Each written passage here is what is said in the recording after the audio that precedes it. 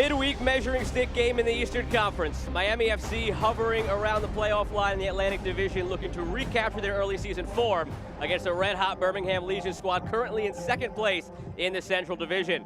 Tonight's match brought to you by Hellbiz alongside Devin Kerr. I'm Joe Malfa. After a strong start to the season, Devin, Miami has cooled off just a bit. What do you want to see from their well-stocked roster to turn things around? The thing you have to realize for Miami FC, Joe, is the fact that they really haven't had a full roster for the better portion of about a month now. Ever since their 2-1 victory against the Charlotte Independents, they've had to deal with injuries, red cards. Understand they've also got international duty. The international duty is a great thing for your players to experience things abroad.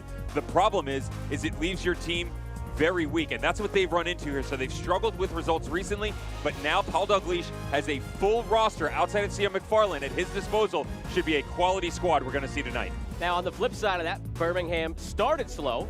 They're 4-1 in their last 5, and they had a game that started. They were up 1-0, and then it got washed out, but they've been playing well of late. That 4-game win streak all started back on May 26th. It was a 1-0 victory against OKC Energy FC. Tom Sohn decides the best movement for this team working back forward is to move into a 3-back style system. Now, it doesn't matter if they play 5 in the middle, 4 across flat, or if they want to pump 3-4 into the final third. That's great. Defensively is where they've been excellent. Offensively is where they're struggling. They're looking for an identity. We saw that in their loss against Louisville. They're hoping that that doesn't replicate itself here tonight. A strong front three with the likes of Junior Flemings, Nico Brett, and J.J. Williams allow you the opportunity to score. Now it's time to provide themselves the chances. And who can provide up for them? Bruno Lapa, who you want to see more of so far this season. Got to be. You know, if USL Championship gave out a Rookie of the Year award, it would have gone to this man right here. 9 goals and 5 assists in 17 appearances in all competitions. He just hasn't been up to par. You know, he's struggling with the formation change. He's looking for a way to start to work through these channels. They need him to get going because on the other side of the ball, Miami FC have a big piece back in Speedy Williams from international duty. He was on duty with Jamaican national team, the Reggae Boys. He's going to slide in next to the likes of Palacios and Akinyoti. 3 really strong midfielders. He plays a different role than he did within Louisville City, but he's more than capable, a box-to-box midfielder who is the most important piece to this team, bar none. Both of these teams hope to be playing well into November. They've both already endured peaks and valleys in their form. They both have some questions that need to be answered, and the next 90 minutes will help us do that. Miami, Birmingham, coming up next on ESPN+.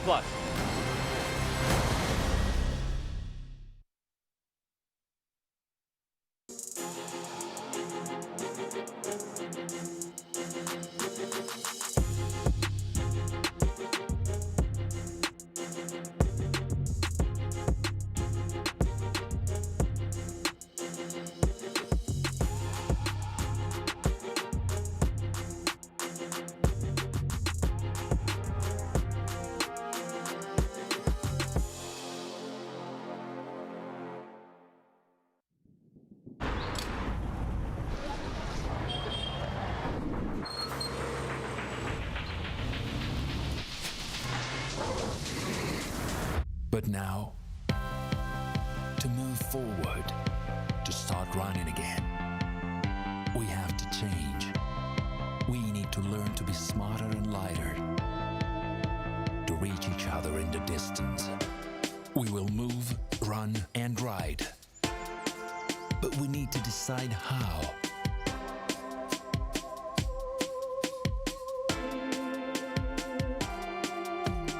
Because our choices can change everything.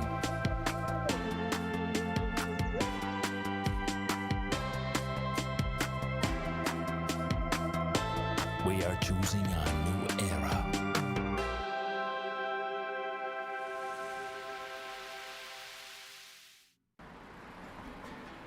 This is a football city. From the grassroots to the turf.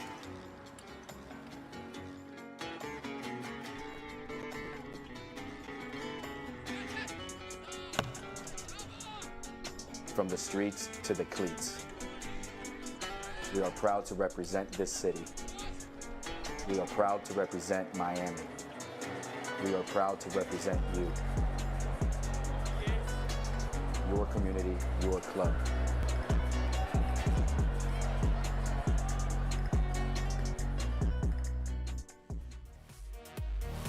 With Devin Kerr, I'm Joe Malfa, FIU Stadium in Miami, Florida. The site Since 1947, Select has been the leader in soccer ball quality and innovation. Select is the official ball supplier of the USL Championship and many of the elite leagues throughout Europe.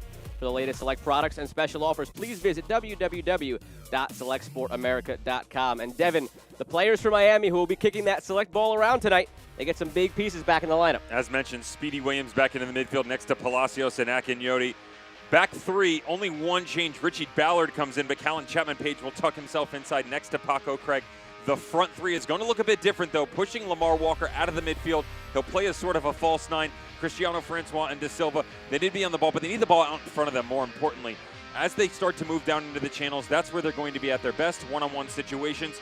Can they get in behind the back three or five of Birmingham Legion and Tom Sohn is going to be the most important thing. Tonight, lineups are brought to you by Helbiz. Here it is for Birmingham.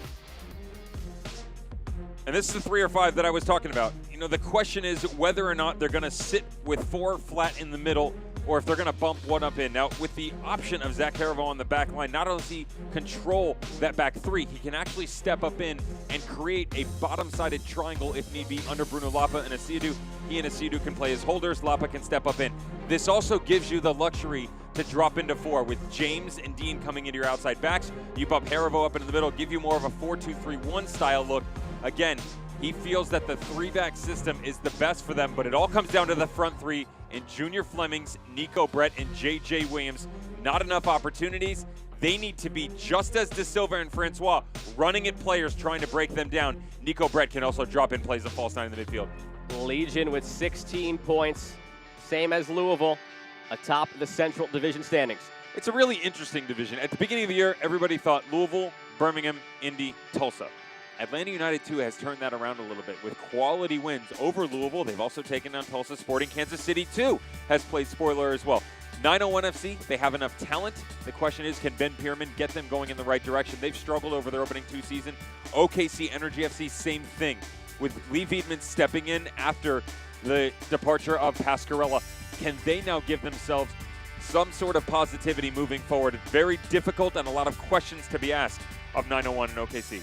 That 0 in the draw column for FC Tulsa still stands out to me. This far into the season, it's all or nothing for FC Tulsa. There's no in between, but that's not the focus tonight. The focus, Miami, Birmingham.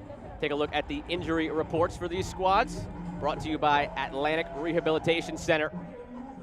Antonelli, McFarland out for Miami, none reported. I want to keep it that way for Birmingham. Yeah, good for them. And, you know, there was a question mark about Ben Ofemu. He's actually in the 18, which is nice. Sion McFarland is a loss at the outside back position, but they don't want to rush him back. Remember, 32-game season. And for Luca Antonelli, that's a cautionary move. You know, they have to be able to control the tempo and the workload of a player who's 34 years of age. A lot of pedigree behind him, but you can't rush him back or into the deep end of this pool. John Griggs blows the opening whistle. Miami in the blues, going from left to right against Birmingham in the All Blacks. Joe Malpa here with Devin Kerr, FIU Stadium in Miami. Miami coming off of a bit of a lull here. 1-3-1 in their last 5 games after a strong start. On the flip side, Legion come in 4-1 in their last 5. Ever since, you mentioned, Devin, the tweak in the tactics, all things have been pointing up for them, and they're coming off of a weekend in which they played a game, sort of. They started it. They took a 1-0 lead against Austin. A tropical storm had other plans for the rest of that game. It got abandoned, but they are coming in off the promising start to that game, at least. Yeah, in 2018, Louisville City and FC Cincinnati, prior to their departure to MLS, they were playing in a very similar, the rain game as they called it, and it turned into more of a flood, to be honest. Noah's Ark came out, you know, all the players piled on one by one. That was actually 1-0 lead for Louisville City as well, and they came and played that game back. So things have changed a little bit. They will make that game up later on this season. Chance here on the set piece. James, Lapa out there. It's Lapa to take, near post. That one had a chance to trouble at the near post before it was knotted away.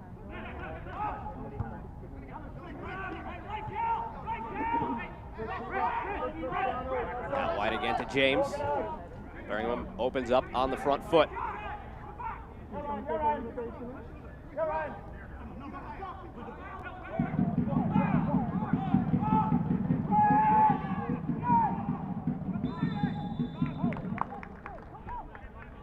Flag goes up on the far side.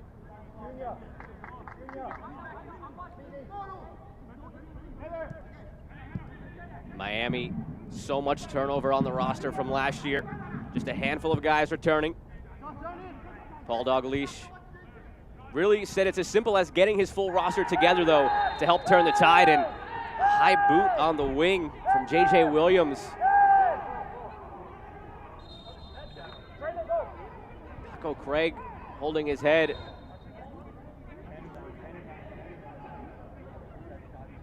John Griggs might have a decision to make depending on how he saw this. Williams comes flying in. Craig ducks into it. Craig's out to chat with his assistant referee. Yeah, it's a high boot for sure, and for J.J. Williams, right around mid-level, Paco Craig definitely has the better play on it. You can't fault J.J. Williams for going after this for sure. You just sort of wonder a couple minutes in what sort of direction the referee is going to take on the move here.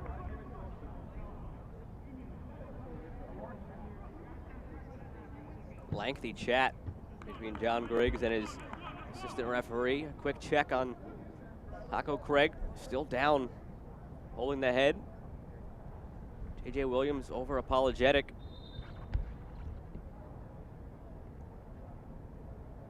And it's a yellow card for J.J. Williams and no dispute at all.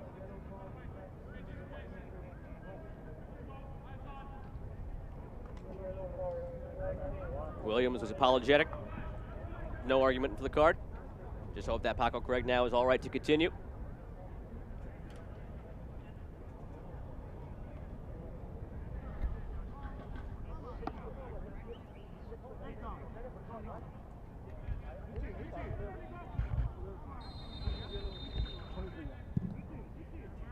Back to the action. A yellow card has been issued by the referee to...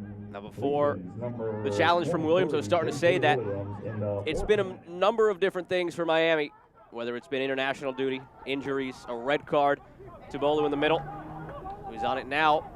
They haven't had their full squad out there, but Paul Dalglish feels that they're getting back up to full strength, and they got to pick up these points while they can before the international duty begins again.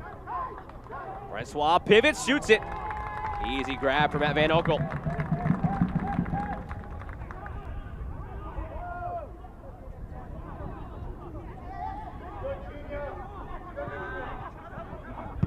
Out to James.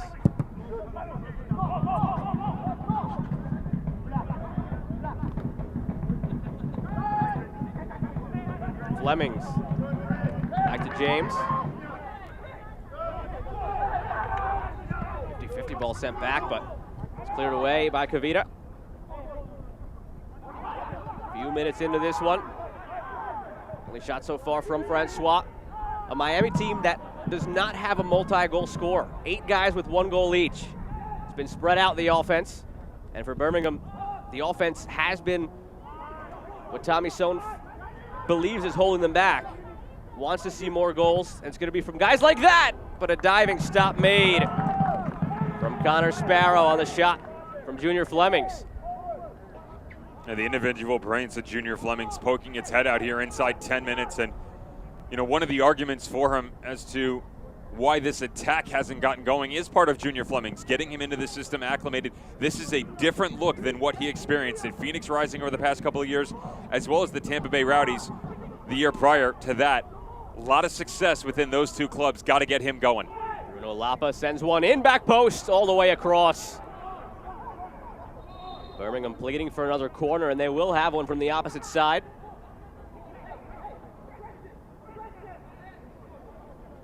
Saw Birmingham knock on the door a couple of times in that match against Louisville.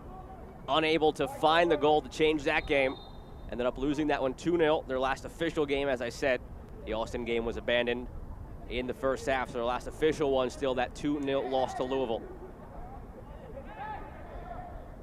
Whether it was Kobayashi, whether it was Williams, they had chances in that first half but couldn't cash in. Another chance on the corner falls for James.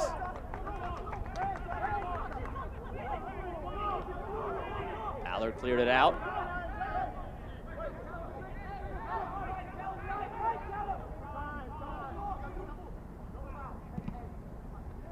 Back out for James. Lofts one all the way across, hangs up there for a while. Falls again, top of the box for a shot! Nearly again but not quite. This time, it was Lapa. 2020, this ends up in the back of the net 9 times out of 10. That's kind of the way the season has gone for Bruno Lapa. So collected is his presence on and off the ball. And this is something just outside of the top of the 18. Form escaping him a tiny bit, trying to pick out that upper corner. Well done to work it away from Connor Sparrow. Just gets under it a bit too much. Started every game in 2020. First team All-League as a rookie. Led the squad in assists and shots and chances created. He was second in goals. This year he leads the squad so far in shots. Again, that was his 18th shot attempt of the season. But they're not falling at this stage of the game.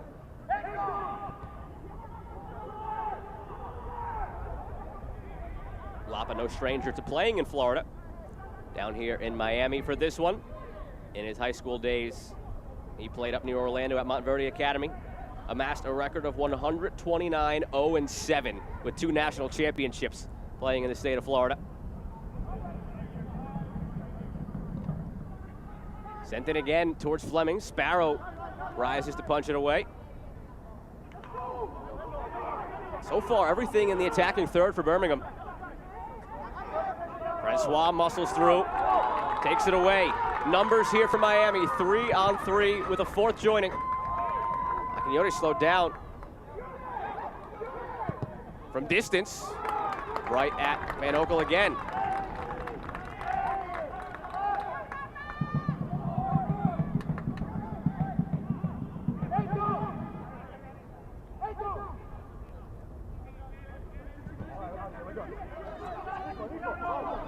Just watch the little switch here. The distributing factor and where that comes from for Miami FC moving forward is going to be the key question tonight for Paul Dalglish. Does he continue to allow Lamar Walker? Over the top here for Brett, all the way off his line, out of the box, couldn't use his hands. Connor Sparrow. That is how quick that the Legion can strike with the speed up top and the recognition by Nico Brett. But does he allow Lamar Walker to stay on the interior like we've seen the past couple of games, or does he move him back to the outside where he's had success as well? Right now he's on that far left flank. That just means Pierre da Silva gonna have to operate more as a 10 alongside the likes of Speedy Williams and Akinioti moving forward, as well as Palacios. Back out again for Walker. Luba made the run from his left back position.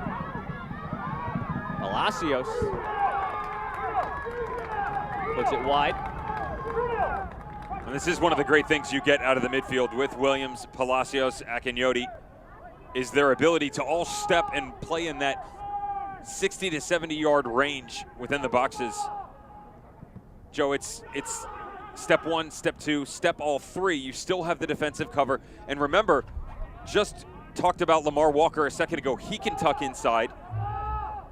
If you want Pierre da Silva to help out, at least on the offensive side of the ball, he can help out. So you're looking at really 4 or 5 guys that can drop down into the pocket and feel comfortable. That's a lot of work for Bruno Lapa and Anderson Asiadu on the defensive side of the ball. That's where you start to get a little bit worried from this back line of Kavita, Crognali, and Harivo, because they're going to have to start to tuck themselves in, which leaves a lot of space on the exterior. Flemings has it cut off by Ballard. And in chatting Paul Dalglish this week, Speedy Williams, the key to everything on this squad. Very happy to have him back from his duty with Jamaica. He and Lamar Walker on the preliminary Gold Cup roster as well. With the Gold Cup looming, players could be on the way out for teams again. 38 players in all in USL on those preliminary rosters. Start inside and press inside to out. Dalglish in his 4th season with Miami.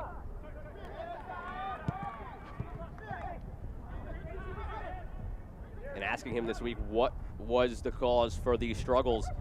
It sounds so simply said, but it's just simply getting all the guys he wants on the field. And while they have this bit before the Gold Cup, a chance to capitalize.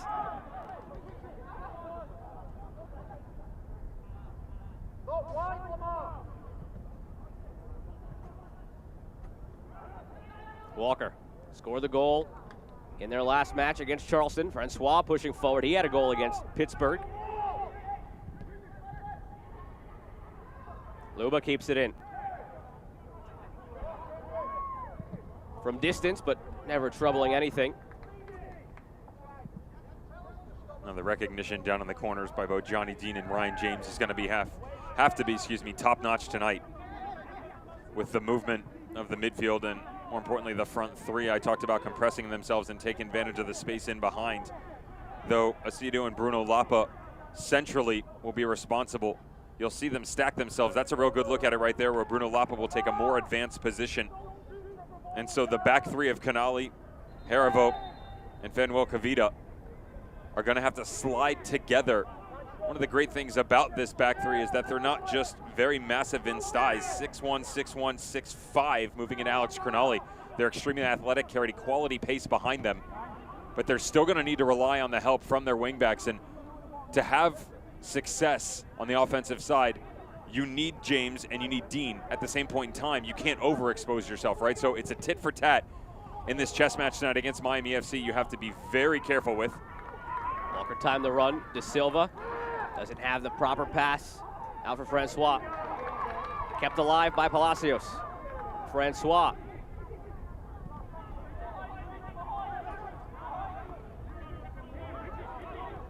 Once promising looking attack for Miami. Starting to some possession. Nakanioti.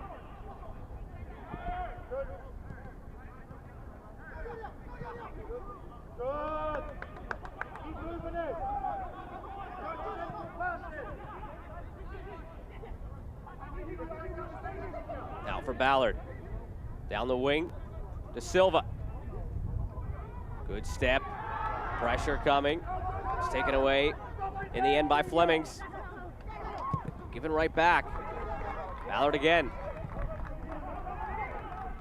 Birmingham so far has kept Miami on the outside of the box. First surge into it now. And a foul called against De Silva. Asiadu tracking back. All the shots so far from Miami have been from outside the box. Birmingham done a good job of not allowing any easy passage through the lines. And this is all about Acedo, and this ball played through Speedy Williams allows this to develop. Doesn't take the space himself, and I love that he's got the overlapping run by De Silva. The tiniest of touches by Acedo. Pushes this to the outside, able to pick up a foul on the back end, but if he doesn't backtrack there and step into that space I just talked about, that's an easy pickup for De Silva to pick out a run around the 6.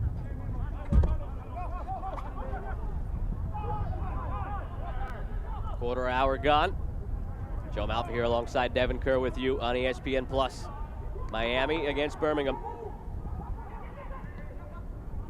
This is a true test here between two teams that want to be playing deep into the fall.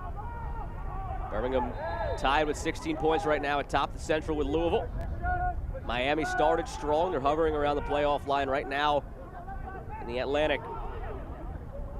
And with the playoff format this year, this could possibly be a first-round matchup. Well, it's funny, too, because people are probably sitting there going, we're 8-10 games into a season, why are they talking playoffs? Well, this is, I'm going to use your wording, to be fair. This is a measuring stick game, right? You want to find out exactly what the pecking order is within the divisions. Walker inside to Silva. Harivo knocks it away. You also don't want to let your opponents get too far out in front of you. And though they're in different divisions, Birmingham in the Central and Miami FC in the Atlantic, you take a look at the fixtures that are going on tonight around the league. It's an opportunity for Miami FC to continue to either A, distance, but B, also gain ground on. Charleston Battery and Charlotte Independence doing battle.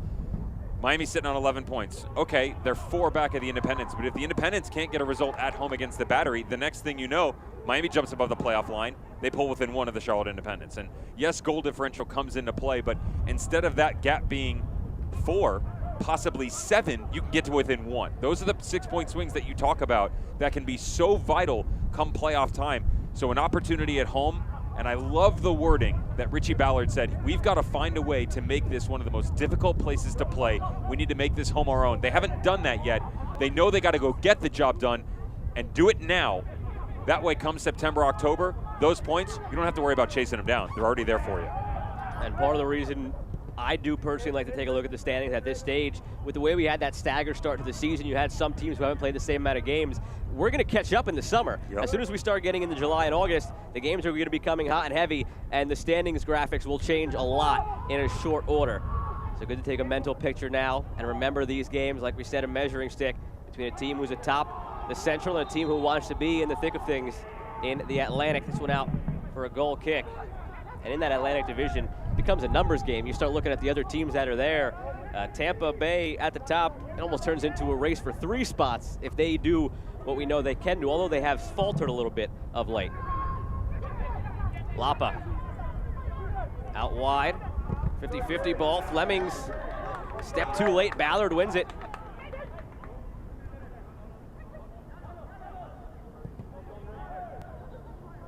Williams out to Luba. Walker again on the run. How many times have we called his name already?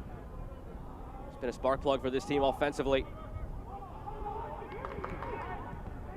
And as I say that, the jinx, he gives it away. I see you do. One of the biggest issues that you have when you talk about Lamar Walker, it's not about his talent, it's not about the pace or his brute force. It's sometimes he tries to do too much, and that's a real good representation of it, where he does all the difficult things easy, but then he makes the easy things look really hard. You know, it's the cutback to the inside. You're looking at a 10-yard ball coming square and just a little bit deep. You don't, number one, he doesn't have to necessarily play that. Number two, if you're gonna play it, you can see the player right in front of you. Got to put a little bit more pace on it, because then it becomes an easy pickup for Birmingham Legion, and you play right into their hands. Turnovers with space for Birmingham Legion are going to be crucial. It'll give them great opportunities for that man right there, and that could be a card easy on this challenge on Junior Flemings. Ballard and Flemings have done battle a couple of times already. Breaks over to check on Flemings, waves on the trainers, now turns his attention to Ballard, and it's the second yellow of the match. Already we've seen one for J.J. Williams on the other side. Now Ballard gets one for Miami. When I said to you coming in that getting J.J. Williams and Junior Flemings out into space, yes, they can supplement down in the midfield, helping out Bruno Lapa when he takes that advanced position in front of Asiadu. But these guys make their bread and butter in and around the 18, and more specifically, 30, 40 yards to run, to chase that space down. This is what they want. Great job by Junior Flemings. It's a beautiful touch taken off the chest. Richie Ballard just can't get there soon enough. Excellent explosion of pace. And then the ability to run out in front of him. Tom Sohn knows that in order for this team to find their form, start bagging some goals on the left side and the right side, because Nico Brett's already gotten it going. He's got to find more opportunities like that in transition. Nico Brett has 6 officially. He had a 7th that is now gone from that Austin match. But all he has been doing for this team is score goals. See if you can get on the end of one here. Lapa, the service. Weird spot. Sparrow comes out confidently. Flemings wins the second ball. And a handball.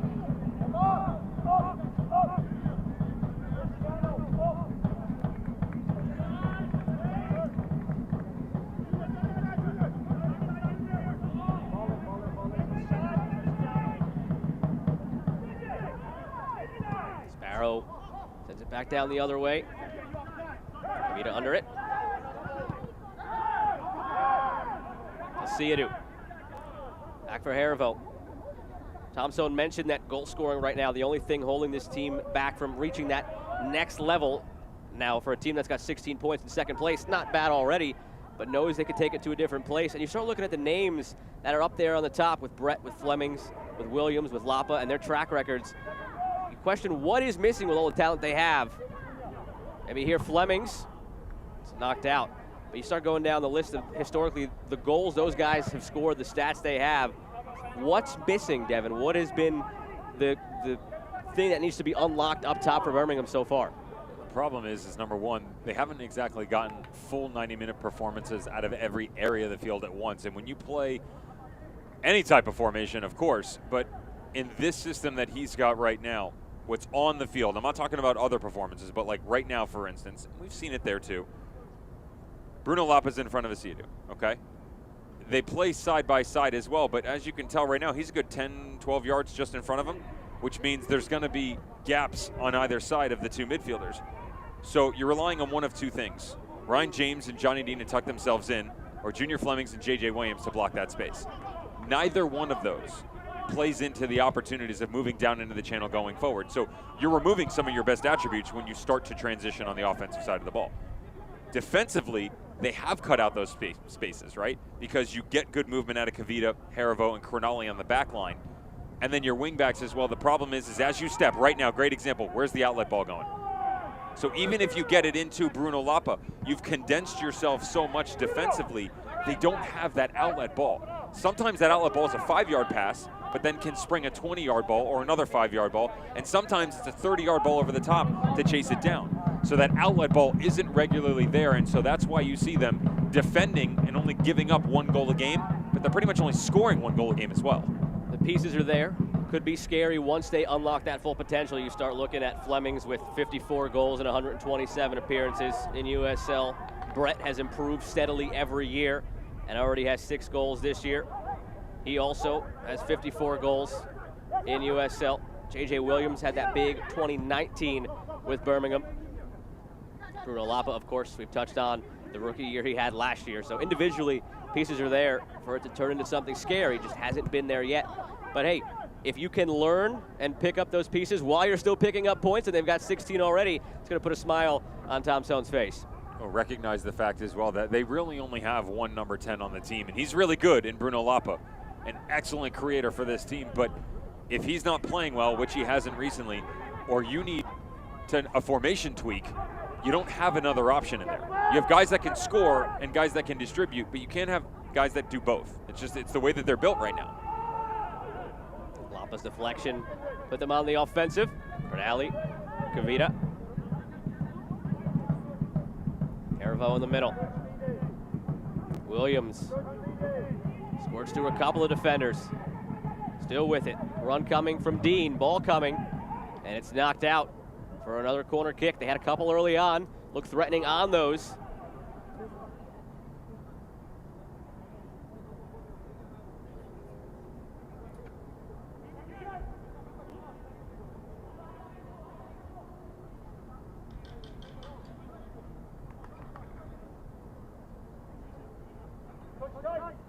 James out for the corner.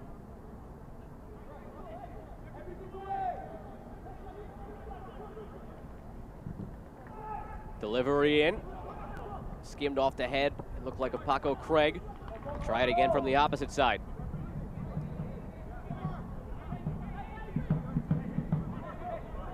Corner duties belong to Bruno Lapa over here. Taken quickly. Flemings.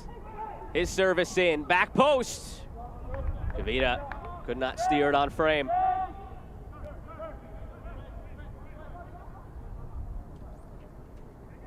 The USL is committed to supporting the LGBTQ+ community. Through the Forever Proud project, the USL will strive to create safe and welcoming environments for all fans, players, employees, and partners. Learn more at uslsoccer.com/forever-proud.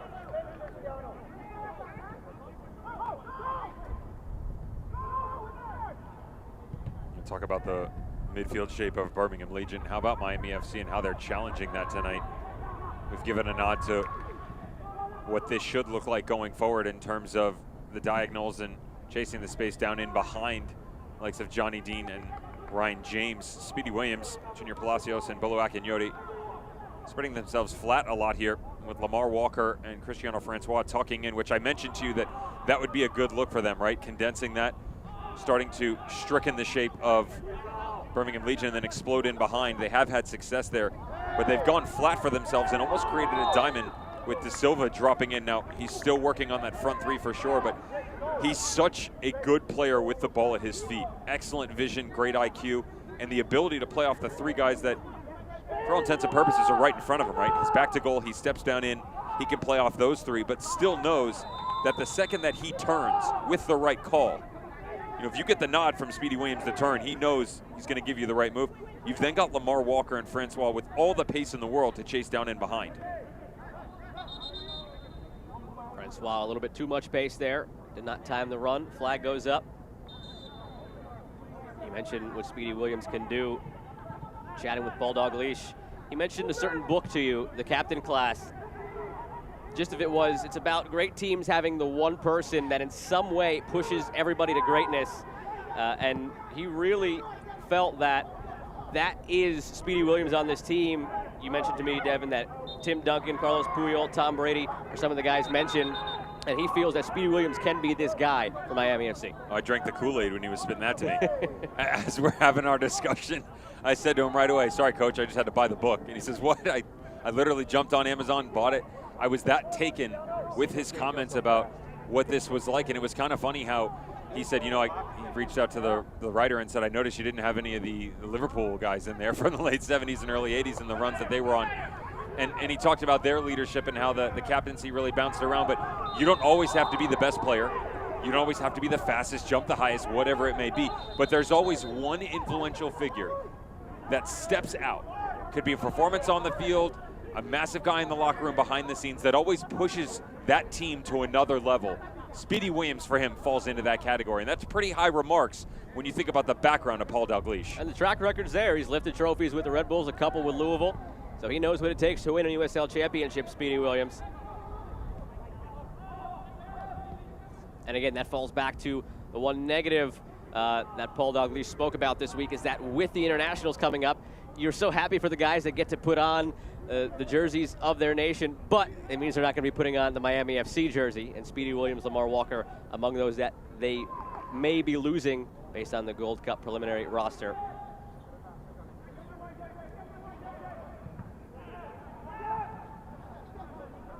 Asiadu.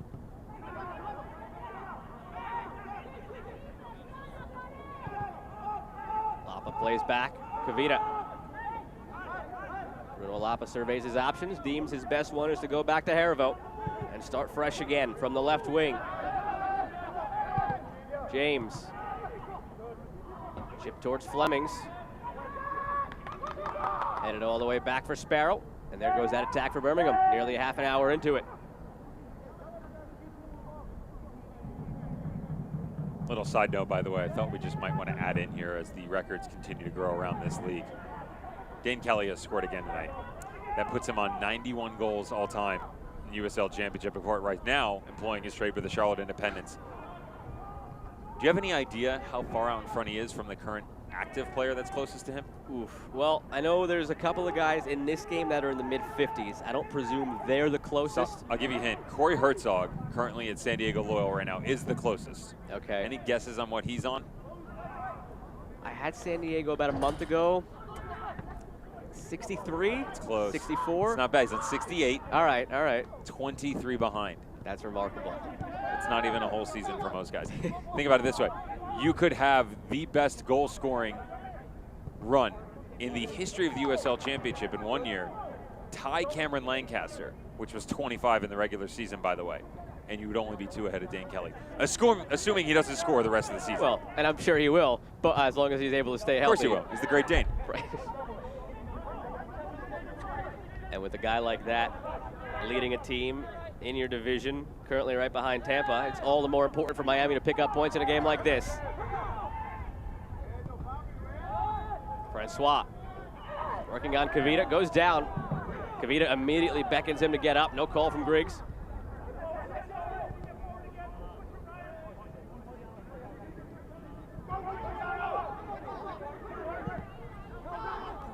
Kavita is taken away.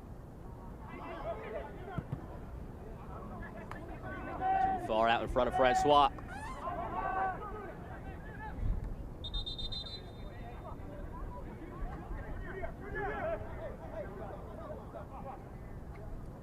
Fourth of July weekend starts with a bang when USL on ESPN continues Saturday, July 3rd. It's a Golden State clash when San Diego Loyal plays host to Sacramento Republic. Saturday, July 3rd, 7 p.m. Eastern on ESPN2.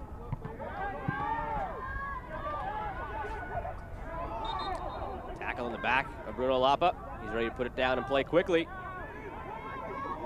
Speedy Williams poked it away. Some words exchanged between the players. Griggs enters the fray.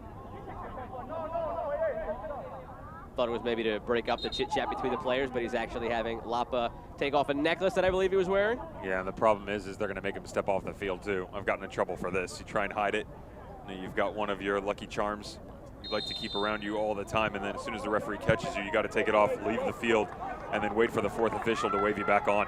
And now maybe trouble with him off the field. Francois into De Silva. Van Oekel, quick to it.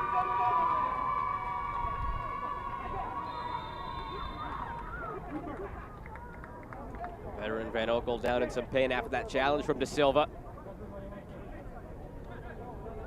Starting goalkeeper and goalkeeper coach for Birmingham. It's really well read by Matt Van Oekel coming off his line, and hard to believe that the ripe old age of 34, 35th birthday this September, that he's still got this kind of pace. Recognition is one thing, but the ability to actually read it and then time it right. You know, he's got to come off pretty quick. De Silva is not a slow player. The agility as well as the actual pace to come to his side, then get low. Perfection by Matt Van Oekel once again.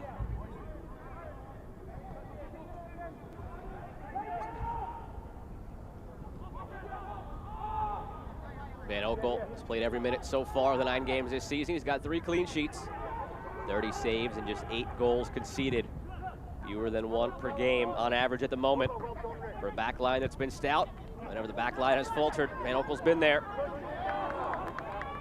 James goes down, Flemings sticks with it. Just out of sync again from Lapa and Flemings. He's just got nowhere to go, to be fair.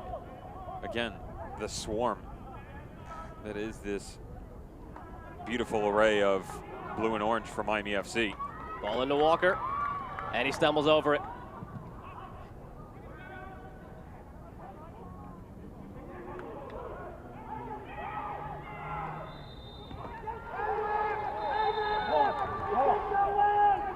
Foul goes against J.J. Williams, and he cleared the ball down the field. He's already on a yellow. Griggs, will he be lenient here? If he didn't already have the yellow, it probably would have very quickly come out of the pocket.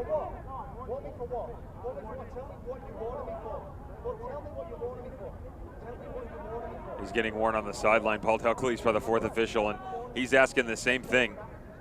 How can you not make a decision here? Subjective for sure. Rulebook says you card him. The problem is you better be real certain as a referee of 2 things. One, if you're not going to, which I respect it, that you understand the repercussions that are going to come your way, because guys are going to start flying around now. The other side of that is, do you really want to send a guy off for knocking a ball away in frustration and change the entire outcome of this game? If I'm in his shoes, I'm not brandishing the card, but I've also got J.J. Williams on a real short leash now saying, listen, here's the deal. You got the card early on in the 3rd minute. No more fouls, no more extracurriculars, or I will pack you. Silva sends it in. Flicked on, but wide. The whistle goes against Miami in the end anyway. And that was a double whammy there for Williams. The foul itself in transition may be in and of itself a yellow, and then clear the ball away, but Griggs shows restraint, and we're still playing full strength for both squads. To recognize this, the problem you're going to run into for Tom Sohn is you might have to pull him now at halftime. You know, you don't use the window. You do use one of your subs, but you don't use the window, so you would still have 4 subs in 3 different windows. I'm not saying you need to pull him. I'm just saying when a player's mind goes that direction sometimes, it's really difficult to reel them back in. The last thing you can have right now is going down a man. We saw what going down a man did once for Miami already this year when Akanyoti went down against RGV. They were 2-0 up in that one, lost it 4-2.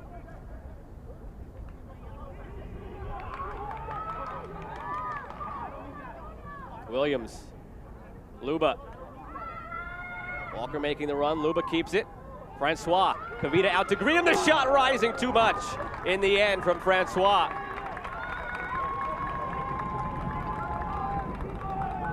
It's just coming across his body and feels like he has to lean back more than necessary, and that's exactly what happens because he's trying to pull it back across his left shoulder.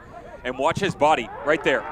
There's no reason whatsoever he's got to lean back. The form is there. He's got it on his laces. Just drive through this ball and attack it. Go after Matt Van Oekel. Instead, it's just a simple little poke for him, leaning away up over top of the bar. Francois' goal on the season, one of the more unusual goals we've seen so far across USL. A shot that was trickling in, and Pittsburgh defender tried to clear it, cleared it off the post and in. Francois got credit for the goal. And again, 10 goals on the season for Miami. 2 of them were own goals. The other 8 for 8 different players. It's been spreading out the wealth for Miami. This back line for Birmingham has been a tough nut to crack. They've only given up 8 goals this season. Only scored 9 as the goal scoring has been their issue, but a chance here on the corner kick once again. Well, that's better, though. You get the ball out to Johnny Dean in transition. There's the overlapping run we talked about. When you do start to invert J.J. Williams, it opens up the space down in the corner. More importantly, he had runners in support in the box. Ryan James, Nico Brett, and J.J. Williams, Junior Fleming's all laying and waiting. It's one thing to play the ball down in, it's another to actually be able to pick someone out in the box. Lapa takes it. Center of the box. Flemings gets ahead to it. Asiadu, chance to get a second ball in. It's blocked. Kavita. Francois gets in the way. Now Palacios.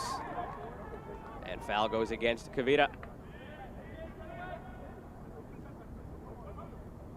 Get him right in the face. The 5th corner that was for Birmingham. Haven't looked too threatening on them yet.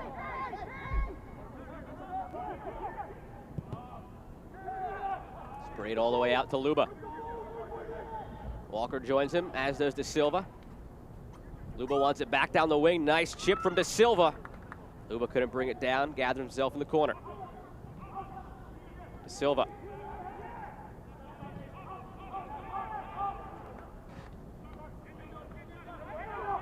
Palacios all the way back now.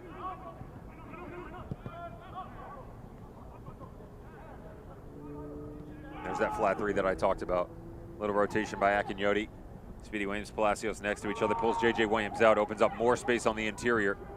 You stretch in one area so that you can poke and prod at another, and you know, it's kind of like physics. For every reaction, there's an equal and opposite reaction, and that's exactly how this is playing out right now for Miami FC. Little step wide, one of their strikers, or J.J. Williams just underneath, starts to push up into it, but as he goes, look at the space in behind where the referee is, then you start to get someone to step up into it. Speedy Williams goes, find balls down into the channel. The good news for Birmingham is that they're starting to find a bit more movement going forward because of the steps off the back line and the willingness of Asiadu as well as Johnny Dean to step up through, whether on the exterior or down in the midfield, to help out the likes of Bruno Lapa going forward. Cronali gets a card for his efforts there. At first, I wasn't sure which way the foul was going on the call from Griggs with both guys coming together. And it's against Birmingham, and it's a yellow card as well for Cronali. Both these guys leave their feet, don't they? It's Cronali recognizing that he's going to have to step a bit more here, and as he goes up, the first one there in from behind, I think this is really hard done on Cronali, to be fair. At the end, I saw he stomped on the calf He also incidentally. got whacked in the back by Cristiano He did. Francois. Well, that's what you said, though, right? Went both of ways. them. Yeah. Wave off. And now Cronali and crew have to defend this free kick. Wasn't much of one in the end. Nodded away by Asiadu.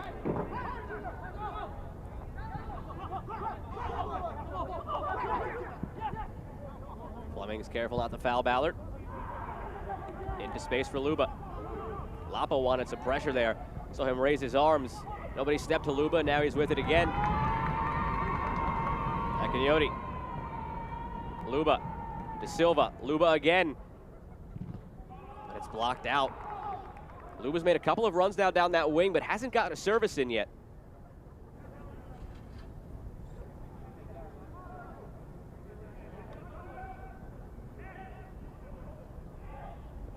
Francois dispossessed. Well done by Dean to keep that in as well. Not concede the corner. Just get that one out of danger. Some more sustained play here now for Miami. Akinyoti. De Silva. Palacios checking in, has it caught up in his feet. Gets it back to Chapman Page. One takes a favorable bounce for Miami off of Palacios. Walker fighting his way through. What a turn from Walker. My goodness, in the end, how he was able to even pull off a shot, I'm not sure. Wasn't much for Van Oekel to stop, but just getting that shot off was impressive. Well, it's funny enough because the ball by Pierre De Silva actually isn't a very good one, but this shows you the athleticism on display by Lamar Walker. Watch him cut back inside, then immediately pivot the other direction.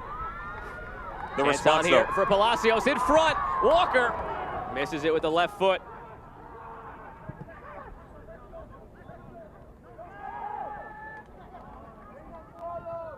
Well, things starting to open up right now as you and I are just having a little chat about what's going on, and the response by Fanuel Kavita on the turn by Lamar Walker. Really well done.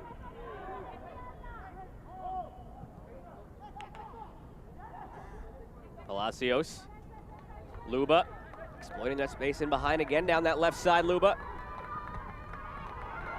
Cornally tracks back, doesn't allow it through to Silva. Run coming from Williams. Lapa keeps it himself instead, plays centrally. Asiadu battling with Speedy Williams. We've seen those two go at it a few times tonight. Kavita.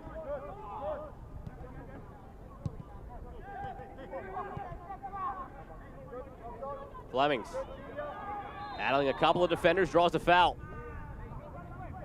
He wants to play quickly. Palacios doesn't want him to. And again, the players get a little chippy.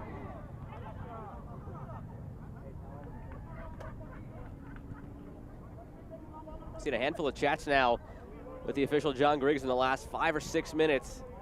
Ever since the decision to not give a card to J.J. Williams, as you mentioned, Devin, ever since then, we've seen players going in a little bit harder, lingering a little bit more after challenges.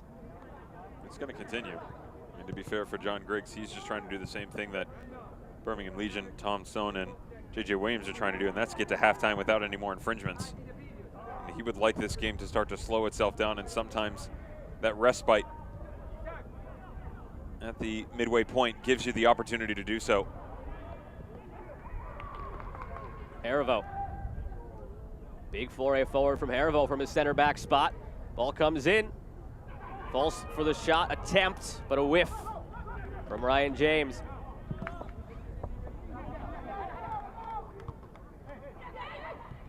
Kavita's header wayward. Taken away by De Silva. But Cornally there to clean up the mess.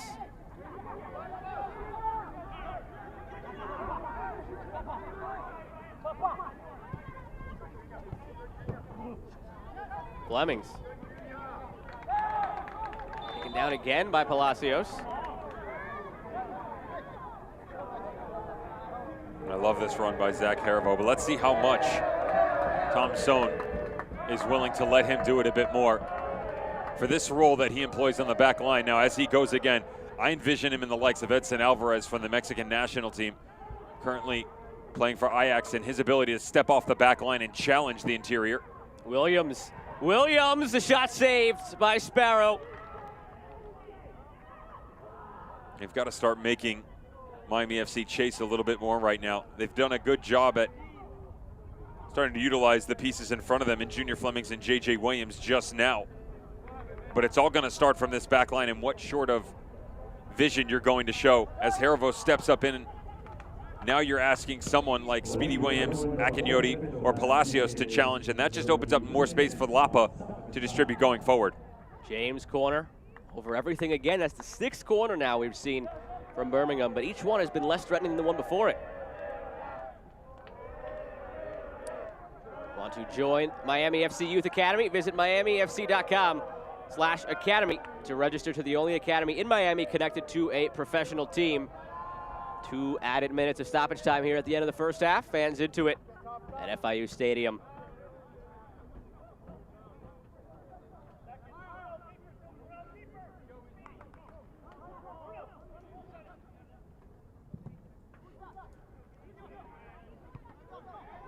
Flicked on. Opportunity for Francois. The shot. Van Oekel to stop. He scored in stoppage time in the first half of the match against Pittsburgh. That's his lone goal in the season. Ballard dispossessed cleanly by Ryan James. Picks the head up immediately for an outlet. Can't get it through to Nico Brett, whose name we haven't really called a ton here in this first half. The leading scorer with 6 goals for Birmingham. He's only touched the ball 14 times in this first half. You know, we have the luxury of seeing some of the programs as now he's down behind the scenes. He's touched it 14, J.J. Williams 15. Junior Flemings much more active. The difference is, though, is that in terms of overall passes, kind of what's gone on for 2 of them. J.J. Williams moving his, Junior Flemings The Jays are getting me crossed up. Gonna have to talk to those boys. Have a little joke with them behind the scenes. You know, he's been more active off the ball. You've got to find a way to get all three, though, and the amount that he drops down in causes a lot of issues for teams regularly. But when Nico Brett comes down in this time around, just watch as he stretches out there. Feels like the shoulder and the arm kind of collides with Akinyoti.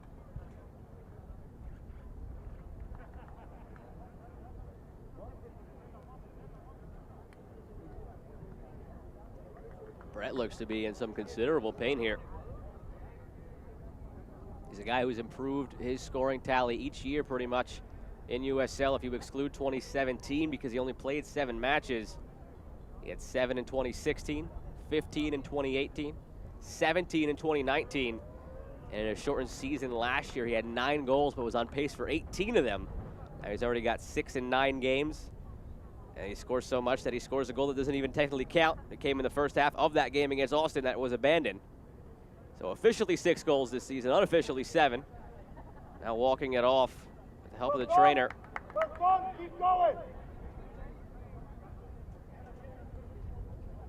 Not sure when that halftime whistle will come now from John Griggs.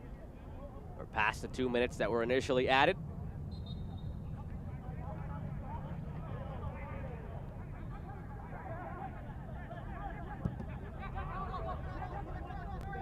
Ballard. Long run again from Flemings. Try to cut him off. Heavy touch at the end as he turned the corner. Ballard's been lively down the right side in this first half, as has Luba been on the left side. And there is that halftime whistle. Scoreless at the half between Miami and Birmingham. Seen a couple of chances for both teams, but scoreless in the end. And perhaps Birmingham fortunate to still have their full allotment of players after J.J. Williams got the early yellow card, and then John Griggs had to really think about not giving him a second one.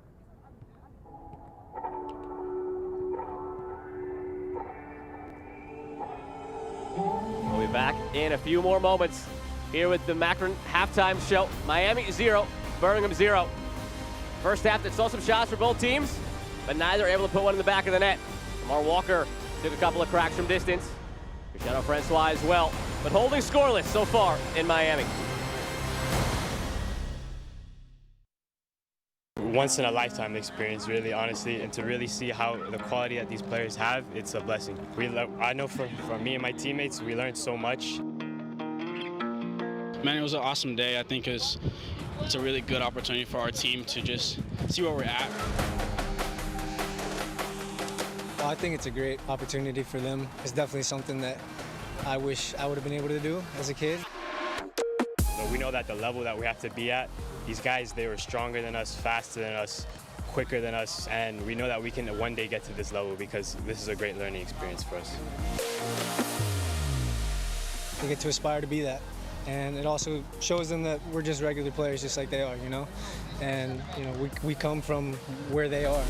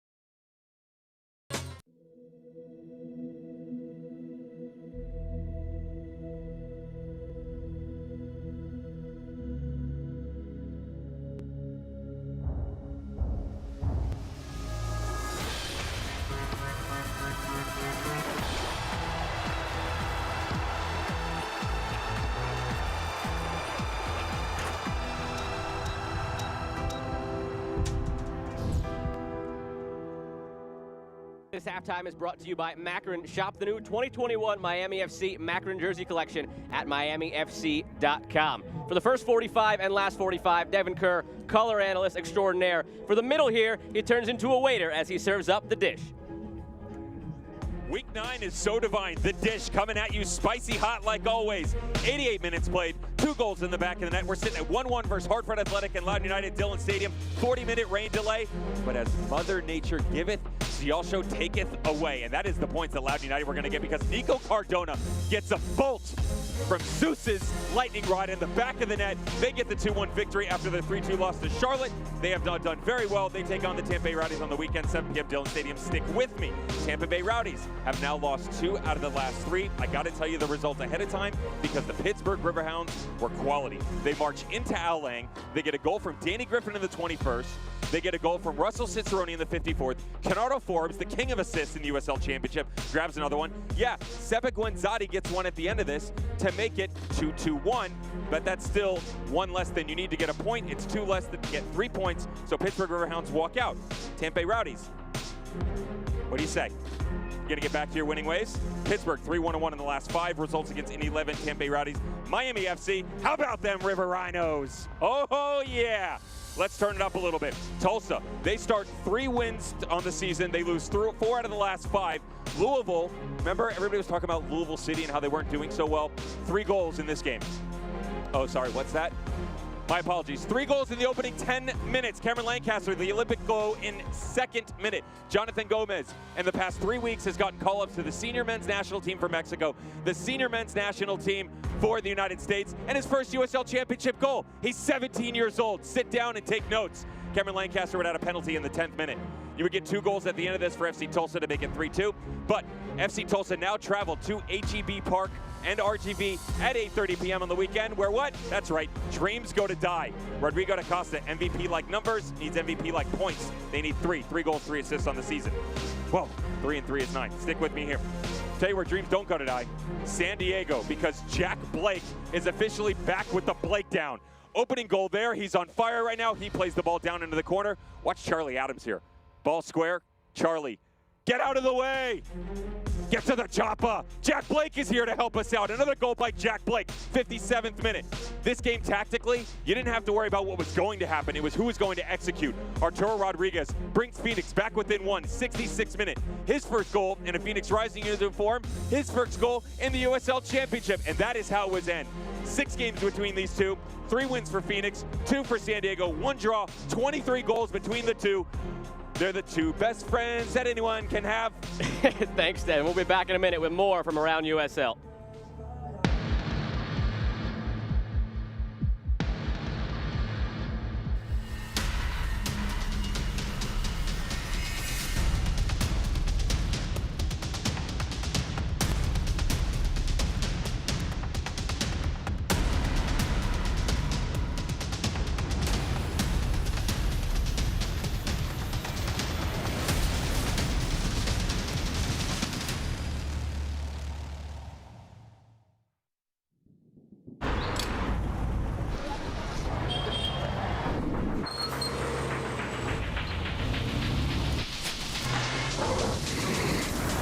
But now, to move forward, to start running again, we have to change.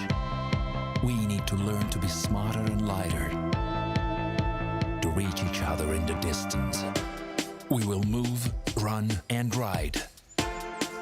But we need to decide how.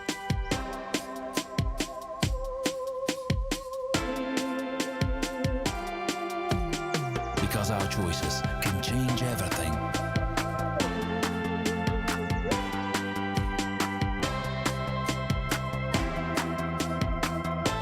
We are choosing a new era.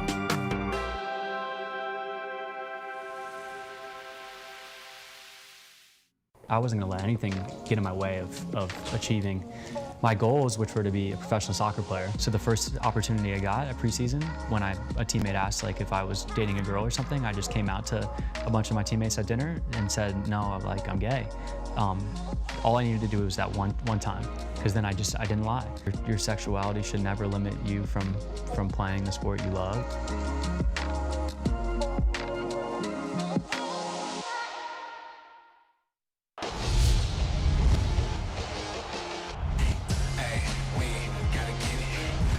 Struck off the crossbar and in. What an answer by San Diego.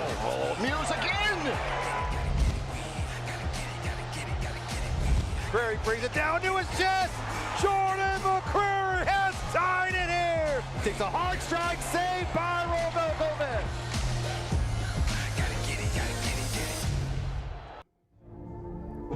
Akron halftime show continues. Miami 0, Birmingham 0. Joe Malfa here alongside Devin Kerr. Take a look around USL Championship with some news and notes as we get to roughly the third of the way mark in USL. Roughly. Close the enough. math is close enough on that one. But Close enough. El Paso Locomotive still running despite wherever you want to say we are at the stage of the season. They're still going. 18 matches unbeaten. Think about that streak, my friend. I mean, the run that they've been on. Now, mind you, that does date back to last season, but we've seen a couple of records like that so far. Santi Moar and his ability to tie 8-7 going back to the last season.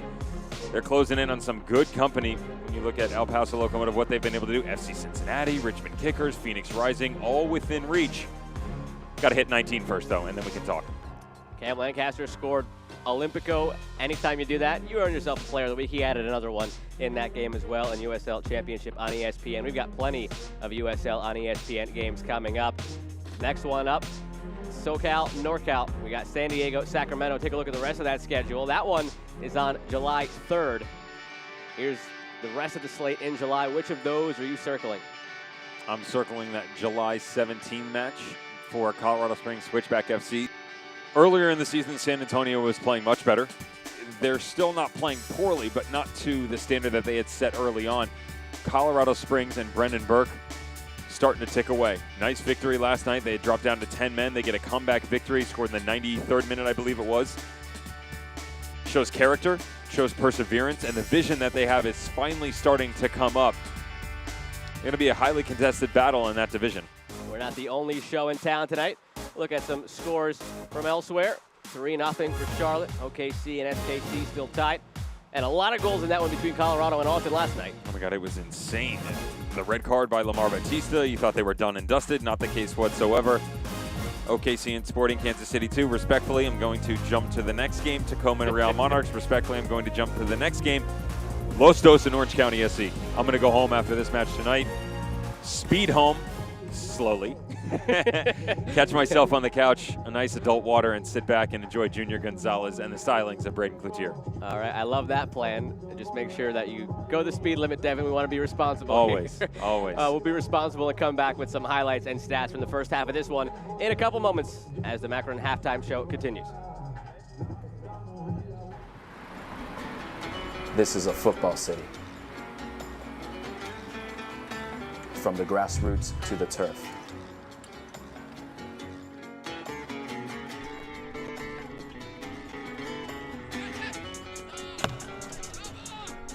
From the streets to the cleats. We are proud to represent this city. We are proud to represent Miami. We are proud to represent you. Your community, your club.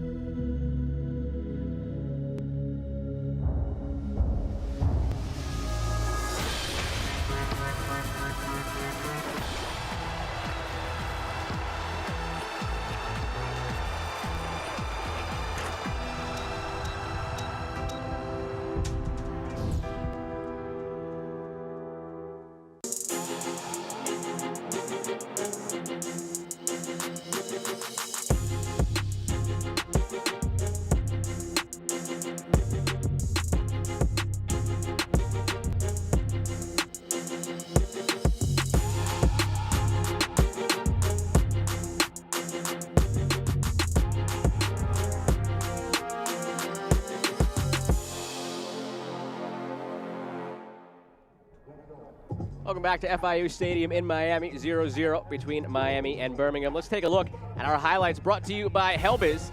In the first half, there were opportunities for both teams, but neither team in the end able to pull off a goal.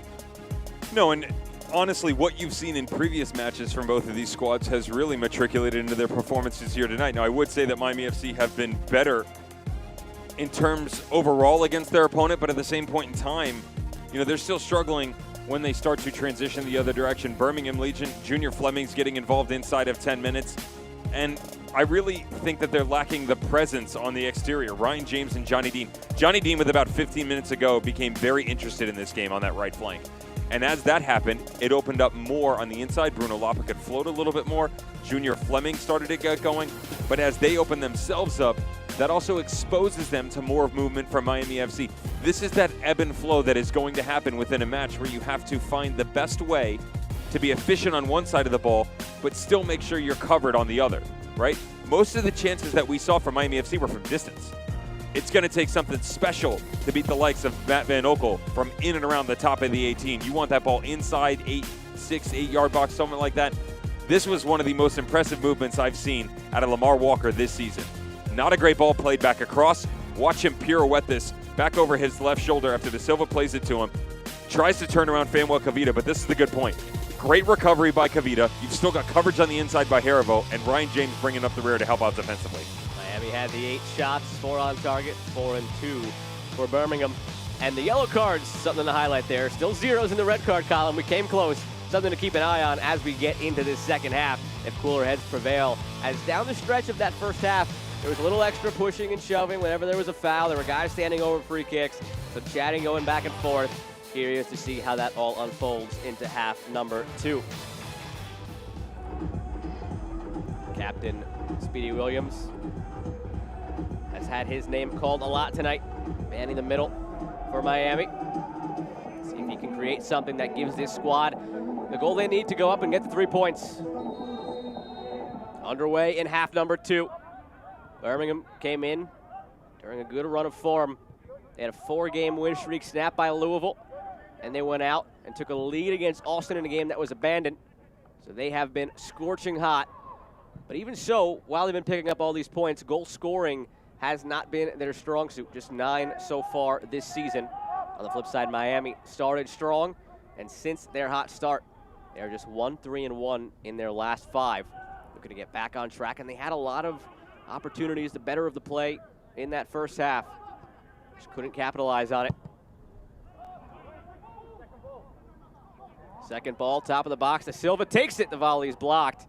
Early chance at a corner kick for Miami.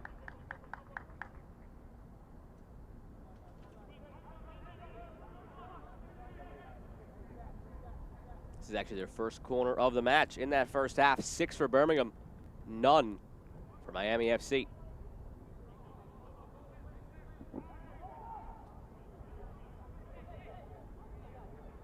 Pierre De Silva to take it. Already has an Olympico this year.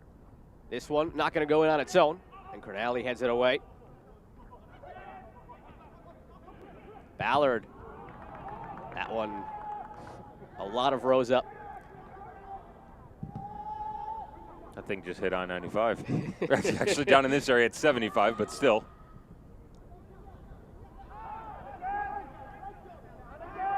Let's see it. Looking over towards J.J. Williams. Devin, the answer to our question, you wondered if maybe they might consider taking him off at halftime, given the card, given the very stern warning he got in the end from Griggs, but still out there to begin half number 2.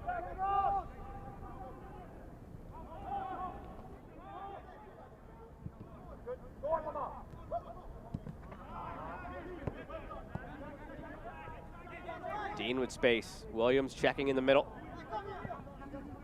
Dean turns, passes man. Williams has it taken away. Strong step by Haribo.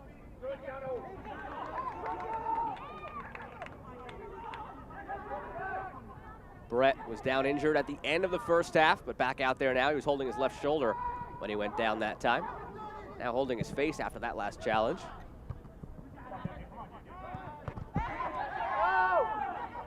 J.J. Williams barely keeps it in. Paul Dalglish didn't think so. The play continues.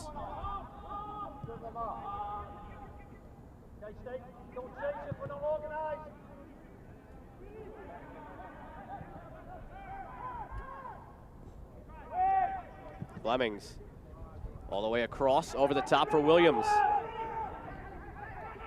Inside, Dean. Attack building for Birmingham. Williams back out as an option again. Williams, cross blocked. It'll be a throw down near the flag for Birmingham. How good's that ball by Junior Flemings, though, coming all the way back across the field. 30 yards in the air just to get it to check up as it moves away from the run of play. You really don't take into account how good he is in these small spaces, but also the ability to distribute when he's usually on the receiving end of balls like that. Dean sends one in. Curls all the way across. Ryan James misses Flemings, finds Lapa. Now it's Asiadu. Asiadu shot takes a deflection. He's still looking for his first professional goal.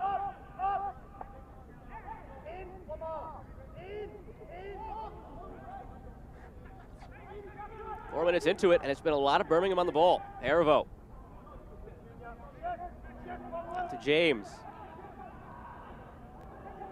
Williams never made the run. It's over on the left side now, J.J. Williams.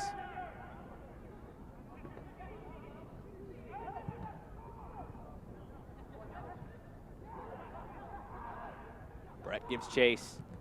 Taken away. Flemings. Opportunity here, 3v1. Flemings takes it himself. Flemings puts it wide.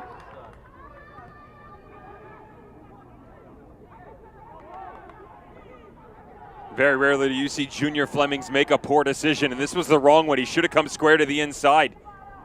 Excellent in 1v1 situations, but look at Nico Brett and J.J. Williams. Daylight between them, the goalkeeper, and the next defender. Instead, he gets caught in a gray area here. Notice, misses the decision, recognizes at the tail end that he now can't play it across. Well done by Paco Craig to close it down. Forces him to the weaker option, and then just sprays it up over the top. As bad as it is as a decision from Junior Flemings, it's also excellent defending by Paco Craig. Still scoreless, but 5 minutes into this second half. It's been all Birmingham so far. Flemings with it again. Interchange with Lapa, taken down in the middle. Griggs raised the whistle to his mouth, thought better of it.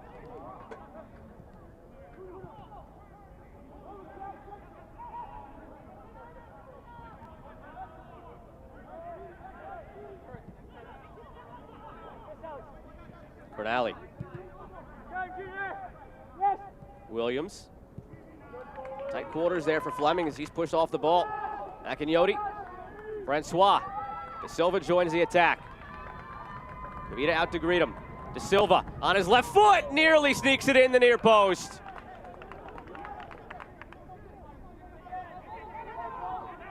Matt Van Oekel can breathe a sigh of relief on this one as Pierre De Silva gets very unfortunate. He doesn't pick out this near post. The goalkeeper cheating a little bit, expecting this ball to come either all the way back across his 6 or towards the top of the 18. As Van Oekel slid to his right, just catching a little bit of the outside of the post. Cristiano Francois has to do better on the run, to be fair. If he drops a little bit further after he plays the ball down to his right shoulder, it's a much better look for this movement going forward for Miami FC. You noted at the end of the first half, Devin, that the game in the last 5 to 10 minutes of that first half was the most open we've seen it. It's carried over into the second half so far. These teams coming out firing early on.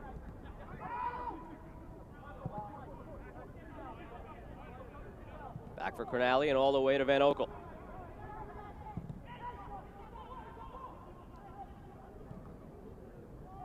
Flemings, a nice soft touch, keeps it in. Ballard wins it. And a late foul call. Ballard thought he was in the clear. Ballard also on a yellow for Miami. J.J. Williams, Alex Cronali, the two with yellows for Birmingham.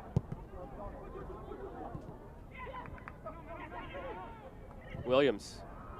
Asiadu comes in, crashing, knocks it away.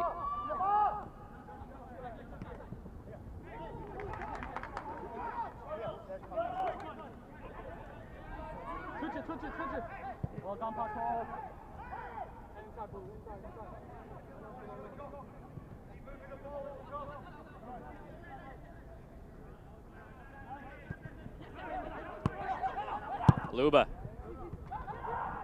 sends it through to Walker. Turning again. Asiadu. Heavy touch, given away. Back and forth the teams go in the midfield. Walker has options to his right. Uses Williams. Francois wants it, gets it. Francois on Kavita. Francois the touch all the way across. Nobody gets a foot on it.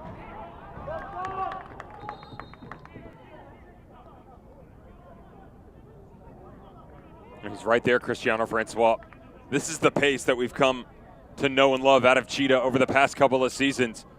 One-on-one with Fanuel Kavita. He's going to win that matchup all day long, whether with the ball or space out in front of him. Couldn't find De Silva or the cutting run back across of Speedy Williams. Much better by Miami FC in build-up, though. Palacios. The Bulldog Leash raved about in our chat this week, the hunger that he exhibits. Spent the last season training with the squad, now has a role in it. Francois, too much on it. Looking for Ballard making the run.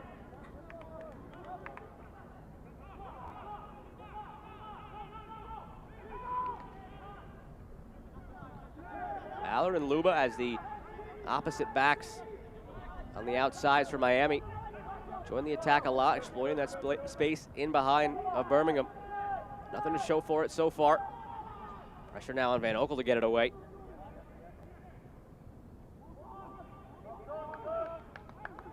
It's given right back from Birmingham. First 5 minutes of this half, very promising from the visitors. Last few minutes, very promising from Miami. Still no goals to show for it, though, either way. Akinyoti. Luba. Good ball in. Just over the head.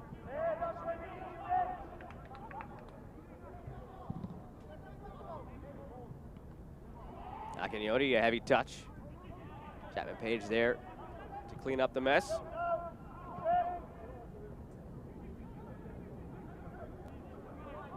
Palacios. De Silva dispossessed by Harivo. And notice a little bit of a tweak by Miami in the midfield with the willingness of Tom Stone to send Zach Harivo to help out the boys in the midfield. Akinyoti tucking just a bit deeper under Palacios and Speedy Williams. That creates more depth and easier outlet pass for him. And it also questions as to how much Bruno Lapa or Asidu is willing to chase down with their center back coming off of that back three. Love the idea from Harivo. Good movement by Birmingham Legion. Now you just have to be careful you don't overextend yourself too much, because as Bolu comes, Harivo comes off the line. Now there's a ball that can come up over the top, and that outlet pass I talked about that's not there for Birmingham, now you have it in Akinyoti, and you've got the speed to counteract it. Ballard looks Walker's way. Dean comes away with it.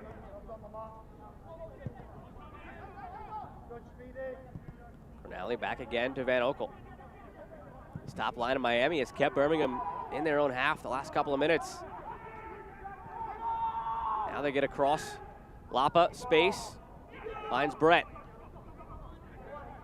Long run coming from Johnny Dean. Inside, Brett thinks about a shot, takes it, it's deflected. 7th corner of the match coming now for Birmingham.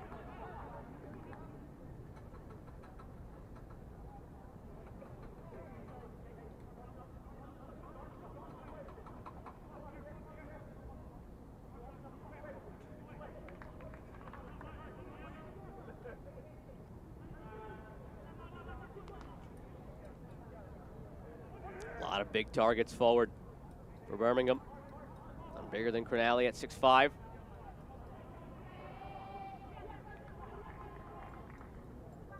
Delivery from Lapa.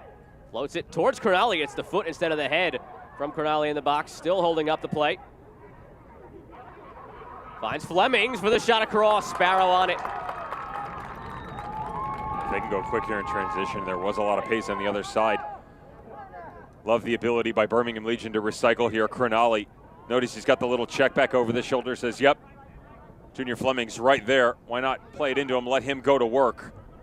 To your point, though, is interesting how that beautiful ball floated in by Bruno Lapa inside 5 minutes in the first half was the best corner we've seen all day long. And everything has sort of digressed since then.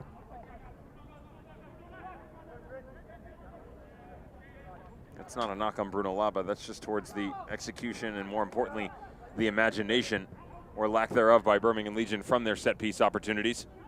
It's not a secret from Birmingham. We know goal scoring has so far been their biggest hole. Tom Stone said as much when we talked to him this week. Again, reiterated the fact that he was happy to have 16 points already so far. You learn while picking up the points still. That's obviously the goal for a coach this early in the season still. But knows they need to be better scoring goals. Only 9 so far, averaging 1 per game. Walker, deflected by James, coming back, out to Luba. Van Oekel secures it ahead of Francois. I love the way that Tom Stone phrased it, and he was kind of talking about what it's been like in terms of their overall performance and how the team's always been great when they need to be. Sort of like the sequence that goes through their mind and their thought process once they've gone down. And that doesn't necessarily mean that someone's actually put a goal in the back of their net. It's almost just like a slap in the face, a wake up. They need to be on the front of that, though. They need to be the ones kind of moving towards that action as opposed to reacting. And the challenge is to find that movement before they get that mythological hit in the face, if you will. And that's been the issue here, right? So had to chase the game a little bit. Where exactly are they going to be the best coming into their matchups? And pretty much every game that they've played so far, they aren't the overall aggressor. It's finding a way to manage and navigating a game as opposed to laying down a path for yourself and letting the opposing team chase you. As we approach the hour mark, that strike has not come from either side. Still scoreless at FIU Stadium in Miami. Joe Malfa here with Devin Kerr. Ball finally falls after a couple of headers.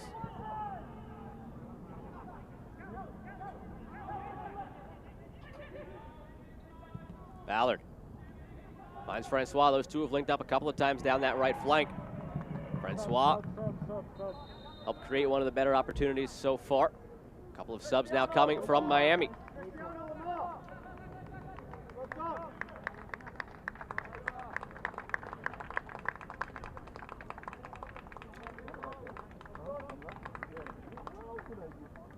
Lamar Walker, a bright spot tonight so far for Miami.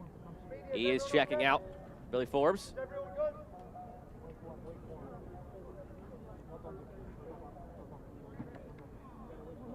And for Lamar Walker, outside of that lone highlight in the first half, it wasn't the same fluidity we've seen him on the ball in games past, and struggled a little bit to find his way into this, with Pierre Da Silva carrying the brunt of the load. I mentioned to you, although they've been pretty good in build-up, they've only gotten about 75% of the way down the field, and that is going to rely on the width of this team. And with your outside backs in Richie Ballard and Jonas Luba willing to challenge final 30, 35 paces from goal, that means that you're going to have to find different areas to break it down, and Lamar Walker never really able to do that. Watch with the addition, though, with Billy Forbes. Can he maintain the consistency of at least staying tucked in to keep that space open on the outside? That's a key area they want to be able to continue to address. Dean has it deflected. Another corner coming for Birmingham. The other substitution was Cristiano Francois checking out. Adonijah Reed stepping in for Miami. The same argument's going to be for Adonijah Reed with his pace and his ability. Seen him a couple of times this season go on some magical runs, but defensively, the way they set up, I really like it. A little bit more pressure from Pierre Da Silva as Harivo steps up in. You'd like to watch your eye on that. Otherwise, there's room to run. They just got to find him. 8th corner of the night, and it's headed away with ease.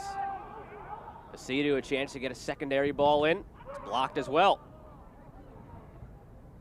And some words exchanged between Chapman Page and Asidu.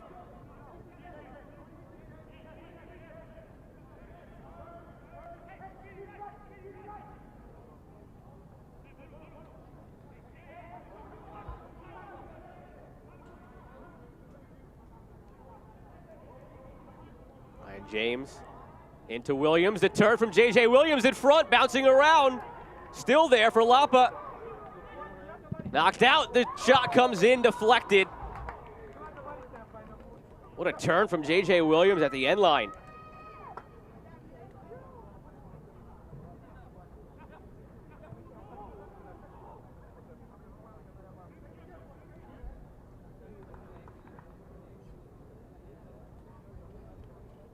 A 9th corner now. Bruno Lapa again out to take it.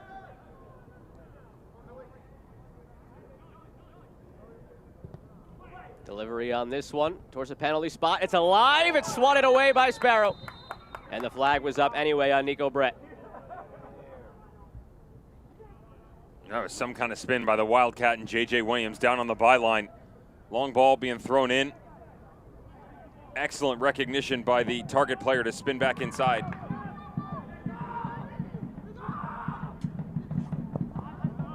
You just sort of wonder, nights like this, 64 minutes in. I told you how I thought this was going to go at halftime. I said if this game continues this way, here's what's going to happen. Birmingham Legion are going to go find a goal from the likes of Junior Flemings or J.J. Williams. It'll be something individual. It'll be something spectacular. But the way that the chances are playing out, I'm seeing the exact same thing. You know, inside the half-hour mark, Miami FC, it doesn't matter how well you defend to close things down or if you can build. If you can't finish, simple enough, or at least be inventive when you move forward, that's going to be a major issue, and that's what it's been all night long. Done well in the midfield. Some good communication from your goalkeeper, Paco Craig and Chapman Page have done well for themselves for the most part. And every now and then they slip a little bit. J.J. Williams gets out, Junior Flemings gets going. You sleep on those two, Nico Brett starts to get involved. Those little finite moments are what are the game changers. Can you be that good over the course of 90 minutes? Crowley steps. Pass was intentioned for Adonijah Reed, making a run forward. But deflected before it got there. Crowley, a bad giveaway at the back. Akinyoti with it. Now to Silva. Options in the middle. Forbes in space. A heavy touch. Akinyoti the shot. Saved by Van Oekel. Out for Palacios. Feigns a shot. Heavy touch. All the way back. Chapman Page. Palacios a flick out. Ballard. Reed. Ballard a nice run in from his position on the right side. Puts it wide and high. These are the chances you mentioned, Devin, that have gone by the wayside, and it's just allowing Birmingham to stay in it when Miami maybe should be up, but still scoreless in the 66th. I just noticed their ability to move this side to side, and there's no panic, right? Akinyoti, as he sprays this out, when the ball deflects coming off of Billy Forbes, no panic. Keeps his head down, just steps right through it on his laces, and then Speedy Williams gets involved. They recycle it on the right-hand side. Rough challenge on the inside. This has got to be a card. Seydou down. Yellow card is brandished.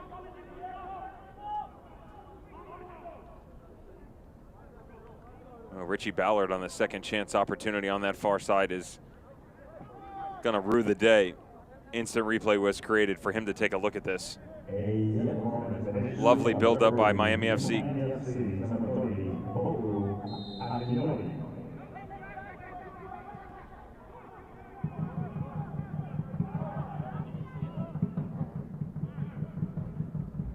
James making the run. Ball from Flemings. Brett turns, taken down, no call. Akinyoti just got that yellow card after that challenge. Keep an eye on him as well, because after that sequence, when he had that strike, he was actually down on one knee for about 15 or 20 seconds. Took him a minute to make his way back into the play, hence why he was caught up behind.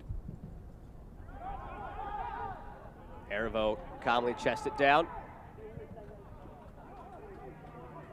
James. Seydou showing no ill effects after that challenge that got Akinyoti in the book.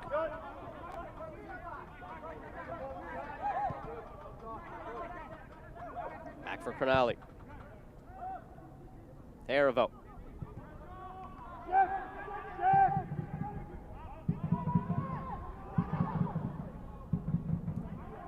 Ballard fronts Flemings, decides to go inside to Seydou. Williams, don't know if that's what he intended. Still battling for it.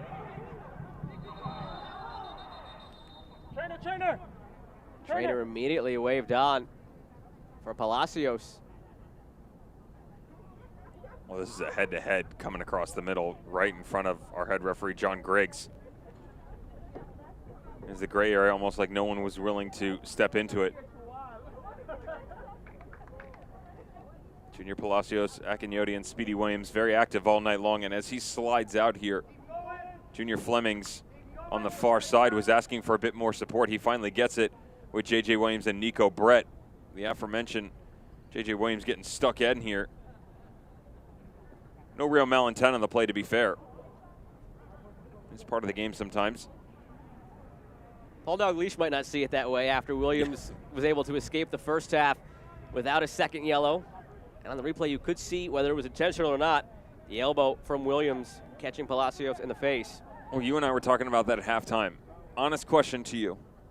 Go back to the first half. What was it, 30-minute mark, 35th minute mark? Roughly. Do you send him off? At that stage of the game, probably not. It's 75th, hard, right? Probably. And here's the thing, is that the subjectivity always comes into play, even though it shouldn't, right? I mean, I'm a firm believer that if you're going to make a call in the 20th minute, you're going to make a call in the 80th minute, right? That's not exactly how it always works, and there is grace periods. I should say there are grace periods that are given to guys. And so for a guy that gets his hand in the cookie jar in the 3rd minute in J.J. Williams, then to make, let's call it a stupid mistake. Now Asiadu gets one. You change the entire outcome of the game. Now, does that mean you don't throw him off? I'm not saying that. I'm just saying that, put it this way. I've seen guys thrown out for less, and I've seen them thrown out for more. Right. So it's subjective at the end of the day. And again, it goes back to like maybe a combo of the two, because in that exchange in the first half, Williams committed the foul and then kicked the ball away, and both in and of themselves could have been yellows. And this one here, we saw Griggs, not a yellow card foul in and of itself, but he came in doing the classic pointing to different spots on the field, counting up the fouls against Asiadu, who goes in the book. Or rather, was it Asiadu? He showed it that way, but the foul goes the other way. Funny how that works, right?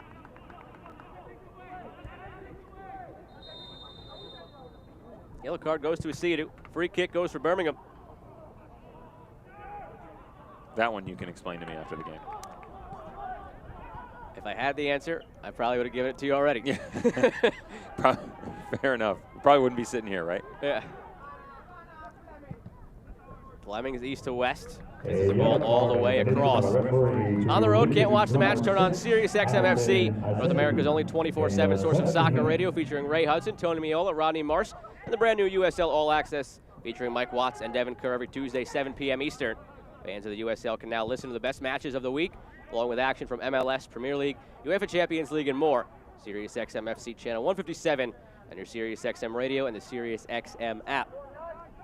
I always enjoy doing an advertisement read with Devin Kerr in it. Sitting next to Devin Kerr, hope the show's been going well for you so far. Make one person. at least someone enjoys it, right? It's been fun. We're going to have to get you on, man. Tell me when, and I'm there. You buying dinner, too? Oh, no, don't push it too far now. Dean pushing it further up the field here for Birmingham. Finds Flemings, takes a deflection. A 10th corner, but is it really too much to get excited about for Birmingham the way the corners have gone tonight for them? No, they've got to give you different movement, and the ball coming in is one concern, but the fact that they're giving you the same look every single time. A lot of these guys are so good with the ball at their feet. Why not try something different? Come play a 2-man game in the corner. You can run a screen, run somebody off the top of the 18. And pretty much all it's been is this ball just drifted in, trying to find one of the big bodies in the back post, get a second ball whipped back in. Lapa, and again, same result. Headed away without a chance. Adonijah Reed a chance to counter with speed, and Billy Forbes next to him. Asiadu chasing, Dean chasing. It's still Reed. And now finally Dean cuts it out.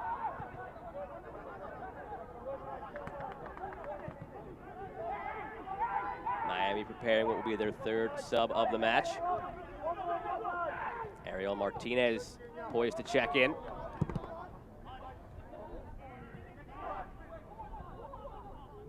Flemings goes through Craig, has Lapa. Bruno Lapa in space. Great slide across by Ballard.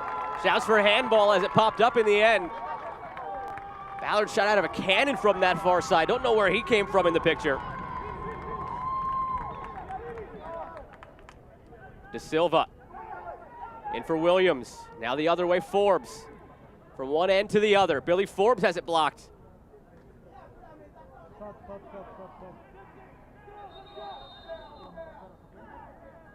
Here come the subs. It is Martinez. Pierre De Silva checked out.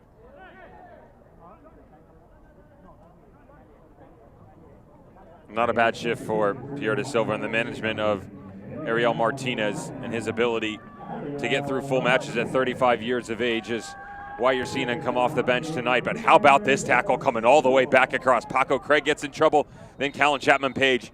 Richie Ballard. This is a game-saving tackle. Bone-bruising, crunching on what could have easily been the game winner by Bruno Lapa. All the way from that outside back spot, did wondrous things by Richie Ballard. First bit of involvement for Martinez, and he earns what I thought was a corner. Forbes, rather. Thought that took a deflection. Martinez now gets captain's armband as well.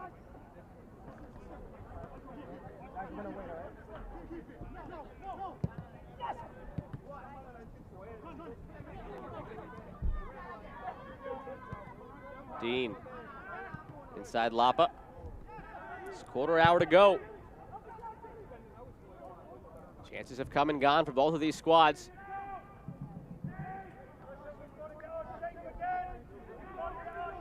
The United Soccer League, all 31 championship clubs and its players stand together in support of diversity, inclusivity, equality, and compassion. For more information on the USL's commitment to change with the United Against Racism campaign, visit uslsoccer.com. On the next one, guys. Martinez just checked into the game. Tracking back Lapa. Arevo gets rid of it. Asiadu. Knocked away again by Ballard.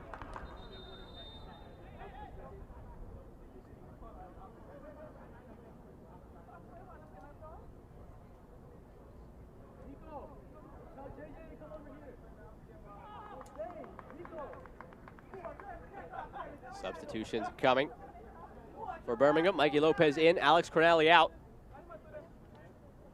Jaden Cervania in as well.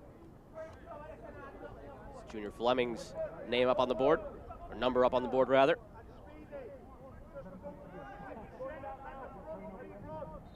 A substitution for Legion. In the game now, number 17, Jaden Cervania.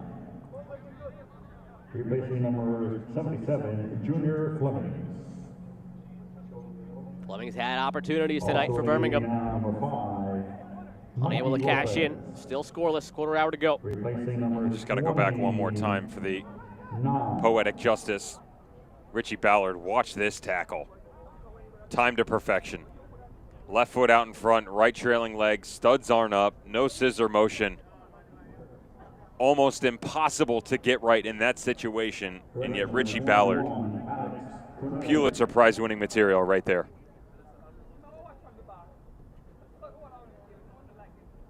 Now being looked at down on the far side of the field.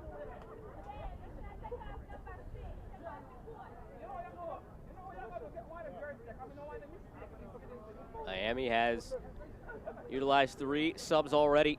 Looks like they're ready to make their last 2.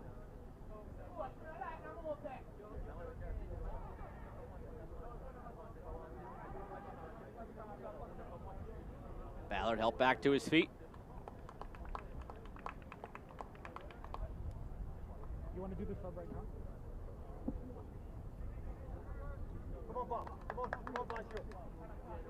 Luba out. Luba in. Robert Baggio in. Richard Ballard out. So a slew of changes all at once for Miami. Thelabah back from men's national team duty. He was one of those players. He was actually with Liberia. He wondered exactly what his role would be tonight, with as active as Janis Luba has been on this left-hand flank for Miami FC. Fresh legs.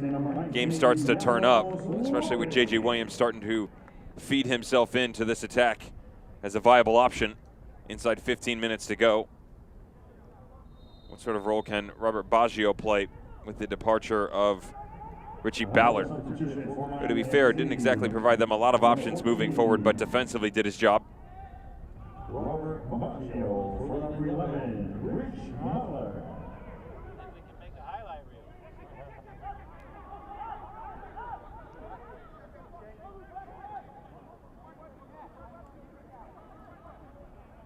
Lopez just into the match for Birmingham.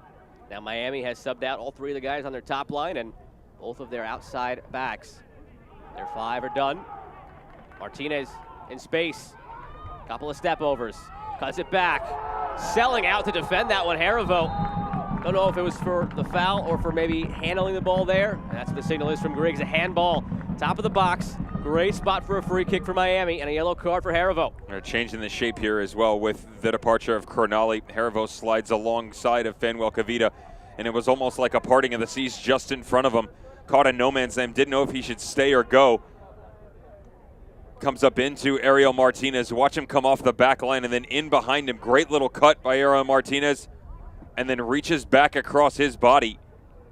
It's not the worst defending, to be fair, but his feet just get caught up underneath him as he starts to go there. Can't plant, arm comes back across, gets caught up on the ball. Extremely dangerous option here. The only issue you're probably going to run into is it's so close to the goal because it's just outside the top of the 18. Really difficult to get this thing up and down as the proximity is so close to Matt Van Oekel's goal. How many times do we see players try to pick up the ball and move a free kick further forward outside of the referee's painted little arc? This is one of those where maybe you try to move it back. But Reed and Martinez stand over it. Who will it be? 80th minute. It's Martinez that's into the wall, and it's out for a corner. Or a goal kick. Hit the one Miami player in the wall. Martinez wasn't happy about it.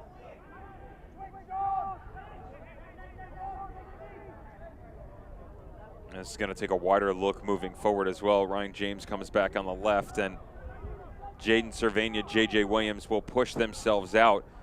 It does give Bruno Lapa more freedom in the midfield defensively. He doesn't have to track as much next to Anderson Isidio as Mikey Lopez will now justify that role as the secondary holding midfielder alongside. Williams.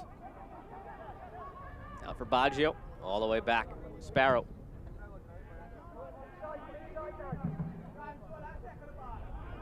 Four saves tonight by Sparrow. 5 on the other end for Van Oekel. You got to be really careful here if you're Miami, as flat as they had gone throughout the course of this match. I talked about the drop by Akinyoti as the shape had changed, with Harivo willing to step up further. Now he's got to be even more cautious because of the fact that you've got two guys ready to step on. That's a handball. Shouts for it. They go unanswered. Play continues. Asidu with it. So as you drop two with Lopez and Asidu in, the immediate knee-jerk reaction would be to go with the runner, but at the same point in time, you got to keep them at arm's length, because if you go, then they can much easily play in behind you. That's where Nico Brett comes into play, and then you start to feed the likes of Williams and Cervania down in the corner.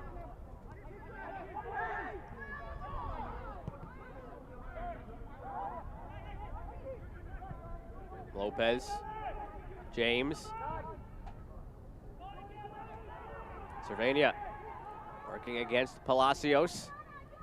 Two still battling. Cervania all the way through the end line. In front, Williams leaves it. Brett finishes!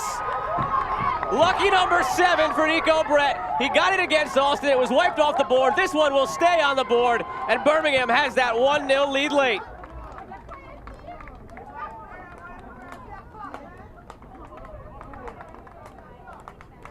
It does not matter how much of the ball you have, how much you push forward. If you can't create when push comes to shove against a great defensive unit, it's going to come back to bite you, and it does exactly that. Once again, the super sub, Jaden Cervania. Youth, energy, all of that come into play. 1v1 down in the corner, actually splits a secondary defender in Baggio as well, and all he does is put this on a platter. You're looking to pick out space, not a player. Cut it back across the top of the box, finds Nico Brett laying on the backside. Joe, I said to you twice in this game, here's what's going to happen if it continues in this fashion. one of those front three, though not overly efficient in this match so far, are going to poke their head out and make you pay. That comes in the form of Nico Brett inside 10 minutes to go. I'll slide you this index card back. I want you to put the lottery numbers on there for me because you've had this one pegged since we went into the halftime break. And just as you said, now we'll see, though, if Birmingham could hold on. For Brett, as I said, 7th of the year, 55th in his USL career. And the guy just continues to score. I mentioned earlier in this one how he's improved annually. 7 goals in 2016. Didn't really play much in 2017 in USL, so throw that year out the window. And 15 in 2018, 17 in 2019. Was on an 18-goal pace if last year were a full season. And now he already has 7 in 10 matches this season. And this one might be good enough again to give the squad 3 points.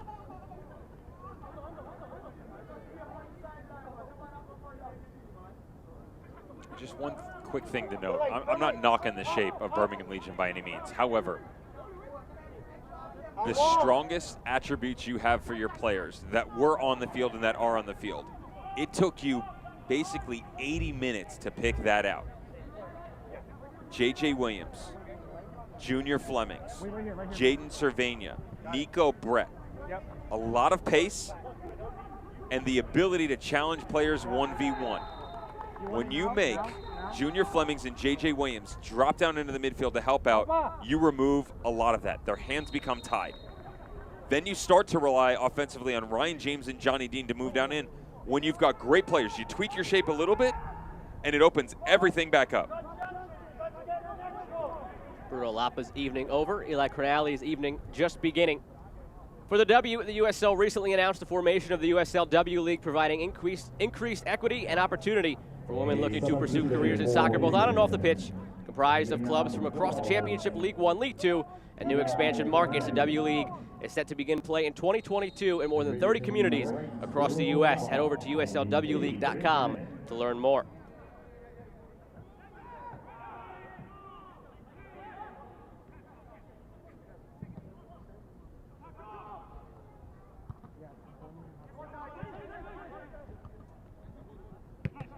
Time wearing thin for Miami. The opportunities have been there. This is the stage of the game where you start thinking back to all the ones that Miami missed, mainly the Ballard play. Here they are down a goal, trying to get it back. Reed fighting through, and it's a goal kick in the end. How good is that by Johnny Dean to roll out of the way, by the way? I mean, fire drill right here on the byline. Stop, drop, and roll by number 24, and Johnny Dean to get out of the way after this touch came off Adonijah Reed.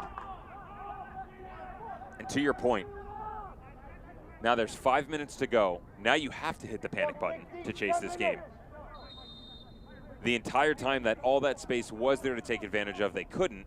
Now it's not going to be there, and they're going to have to find another way to break it down against one of the better defensive teams in all the land. 10th match for Birmingham. They've given up 8 goals. Already 3 clean sheets, nearing a 4th. And stepping back and taking a bigger picture view as well for Miami, Devin.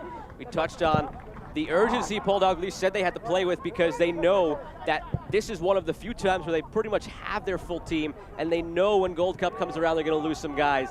And this is an opportunity they might think went by the wayside to earn important points in a very tough division. The stretch that they're going to go through right now and through that Gold Cup window, you're going to have to deal with Charlotte Independence on the weekend on 3 days rest, basically 2. You're playing on the 3rd day. You go on the road on a short week Friday, then you host the Tampa Bay Rowdies, and you basically go back and forth where you're home and away for the better portion of 2 months. Need to make something count here. Martinez from Bob. Martinez rattles the net on the outside of it. Point out to the corner. Took a deflection on the way in. 2 of the 5 subs for Miami combining there by Martinez. A good little pressure step by Mikey Lopez as Martinez, when he cuts his back across his body, Mikey Lopez came across, and then Harivo came up through too. 2 holding midfielders, whether back line or not, finding a way to track it down. Ariel Martinez trying to get us back to even. Reed takes the corner. Low driven ball in, headed away by J.J. Williams. Asiadu, long run. Both teams pointing their way. All that matters is where John Griggs points. And he points in Miami's favor. Ba. Reed. Ba never made that run.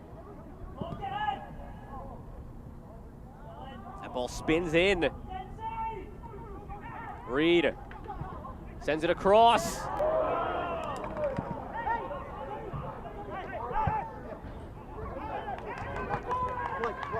can hear the urgency now from the bench of Miami.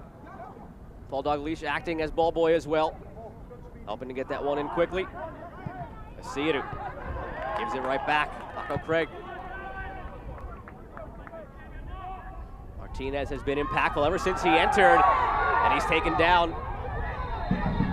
Lopez, tug of the jersey from behind.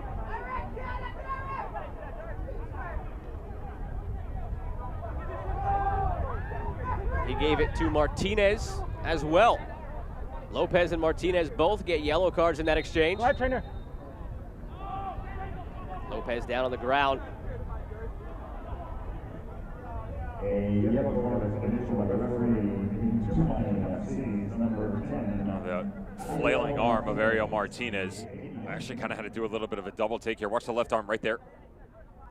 It's a foul by Mikey Lopez, but there is retaliation from Ariel Martinez as well, as he brings that left arm back around and grabs Lopez across the face.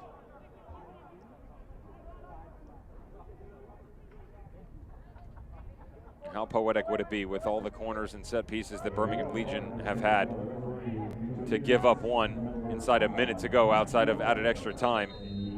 An opportunity for the home squad to get back into these things. Those were the 7th and 8th yellow cards of the match. To Lopez and Martinez, and now pushing and shoving top of the box before we get this free kick going.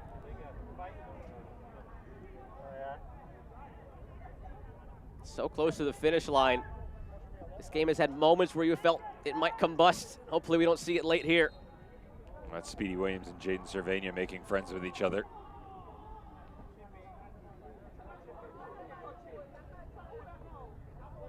Not very often does Speedy Williams get that hot on the field. You know he's got to be frustrated for sure, not just with the performance, but what's gone on behind the scenes.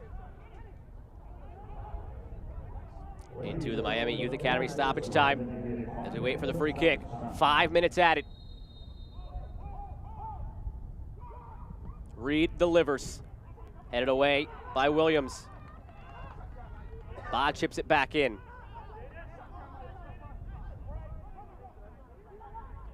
Baggio. Reed. Lofts the ball in again. Van Oekel makes contact with it, still alive. Kavita got a foot to it. Van Oekel will pounce on it.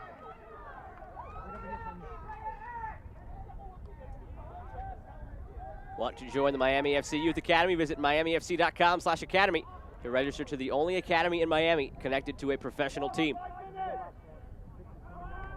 Speedy Williams is going to feel frustrated by the fact he couldn't put this one on frame. If it's on his right foot, you're looking at probably one of the goals of the week for his ability to pick things out with the space out in front of him and just blast the cover off the ball. Instead, it's on his left foot outside of the 8x8, regardless if Van Oekel gets to it or not. Never truly threatening.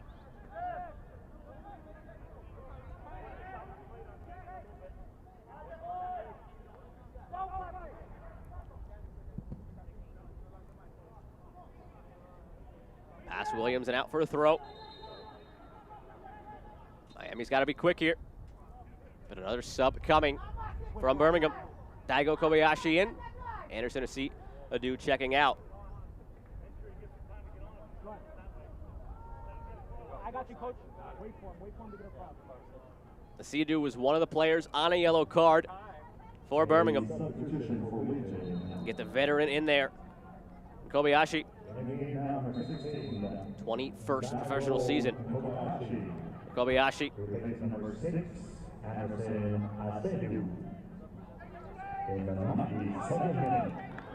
Ba. Martinez. Home side have to commit everything forward now.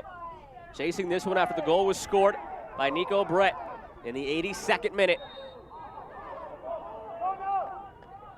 We'll have another free kick here. Serrania stands over it.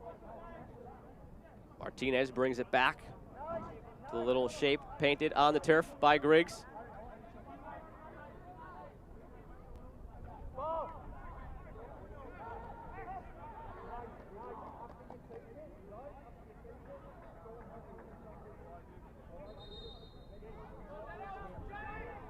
Goalkeeper forward now for Miami. Connor Sparrow in the mix. Adonijah Reed ready to send it in. Is there another turn in this one? Can Miami find a hero? Reed sends it in, and it's sent right back. Sparrow out of the goal still. Reed keeps the attack alive. Reed chips it in. Back for Martinez. Wide for Baggio. Chance to get a cross in. James out to meet him. Baggio looking to create some space. Now it's whipped in. It falls. Akinyoti, the shot blocked. Akinyoti, a second chance, maybe it's Reed. And in the end, needed to do better than that. A minute left. We'll see how much is left by the time Van Oekel even gets it back in.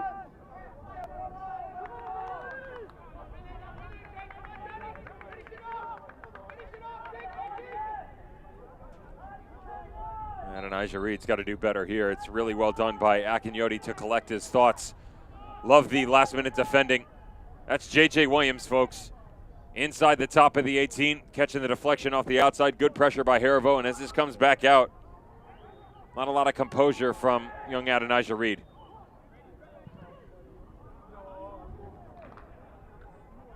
Might that have been the last chance for Miami? Clock ticking up towards the 5 minutes that were given.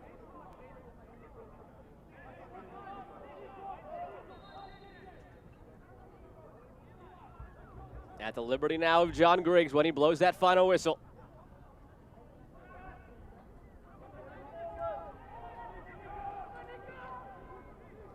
Williams back towards his own goal.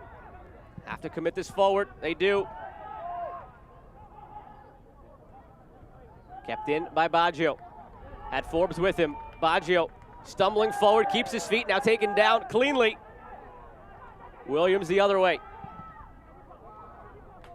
Lofted over the top. Brett latches onto it. Takes it to the corner very wisely.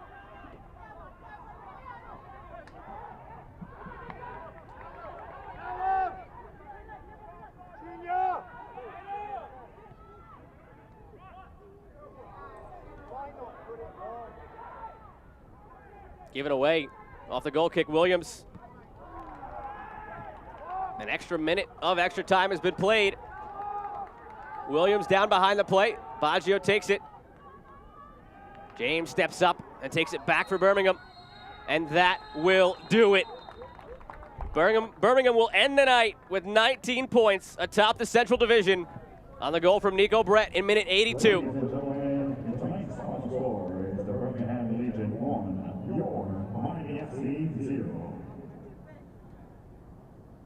Ladies and gentlemen, we want to say thank you for support your Miami FC and please. Tonight's man of the match is Junior Palacios, brought to you by Helbiz for his efforts for Miami, but not enough in the end, falling 1-0. And regardless of the fact that they weren't able to put one in the back of the net, he was ever present in that midfield three with Akinyoti and Speedy Williams putting in some kind of shift all night long. Extremely efficient on the ball. Covered a massive amount of ground, constantly tracking Asiadu and Bruno Lapa. Even when Cronali and Mikey Lopez came in, still very good. Had a couple chances in the final third himself. But again, Miami FC can't stick it in the back of the net. No goals, no glory, and definitely no 3 points.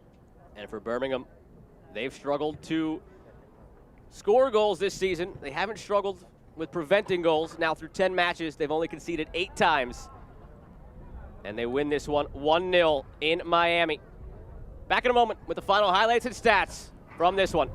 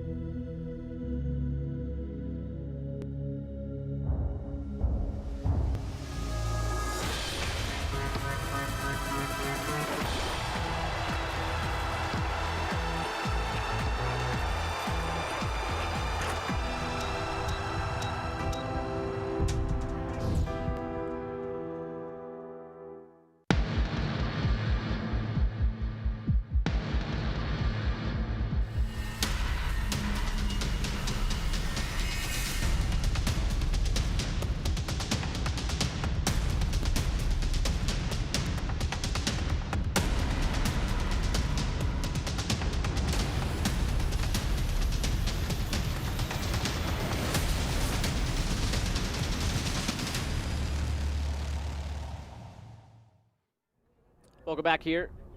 Hellbiz post-game show. Birmingham 1, Miami none. Joe Malfa here with Devin Kerr to wrap this one up. Take a look at the full-time highlights brought to you by Hellbiz. It was too little too late for the offensive efforts from Miami after Nico Brett got the goal. You do have to give credit to Birmingham Legion, though, right? I said to you coming in that the way that the game was going, if it continued down this path, Miami FC were going to get themselves into trouble, and here's why. They had half chances, and that's probably putting it politely. When they started to progress over midfield, there was never really a single point in time, Joe, where you felt truly threatened by what was coming out of the offensive attack by Miami FC. You weren't overwhelmed by what was coming out of Birmingham Legion. The difference was their chances in front of goal were much more clear. Junior Flemings, J.J. Williams, Nico Brett started to get going without 20 minutes to go. This had 1-0 written all over it, if not for the likes of Richie Ballard on that far side. It's a magnificent tackle timed to an absolute perfection against Bruno Lapa. That's easy enough for Bruno Lapa to bury any other time, and then watch the super sub, Jaden Cervania. This is just pure brilliance, and the fact that he's got stronger legs because he's just come into a match. The shape change allows what? Opens up width, there's more speed, and as you stretch the back line, that creates more space on the interior. J.J. Williams gets the shout behind that Nico Brett's got an opportunity. Brett finishes it as he always does as the talisman for Birmingham Legion. Grabs himself another goal, moving up the Golden Boot chart. More importantly, they get 3 points and they're back on track. He had his 7th goal wiped off the board after the Austin game was abandoned. This one sticks, and it sticks as the winner. Birmingham picks up the 3 points. They end the night atop the standings in the Central Division with 19 on the season. A 1-0 victory against Miami FC. For my partner Devin Kerr and the rest of our incredible crew, I'm Joe Malfa signing off from Miami. Good night, everybody. Birmingham Legion will sleep well tonight with the 3 points and the 1-0 victory over Miami FC.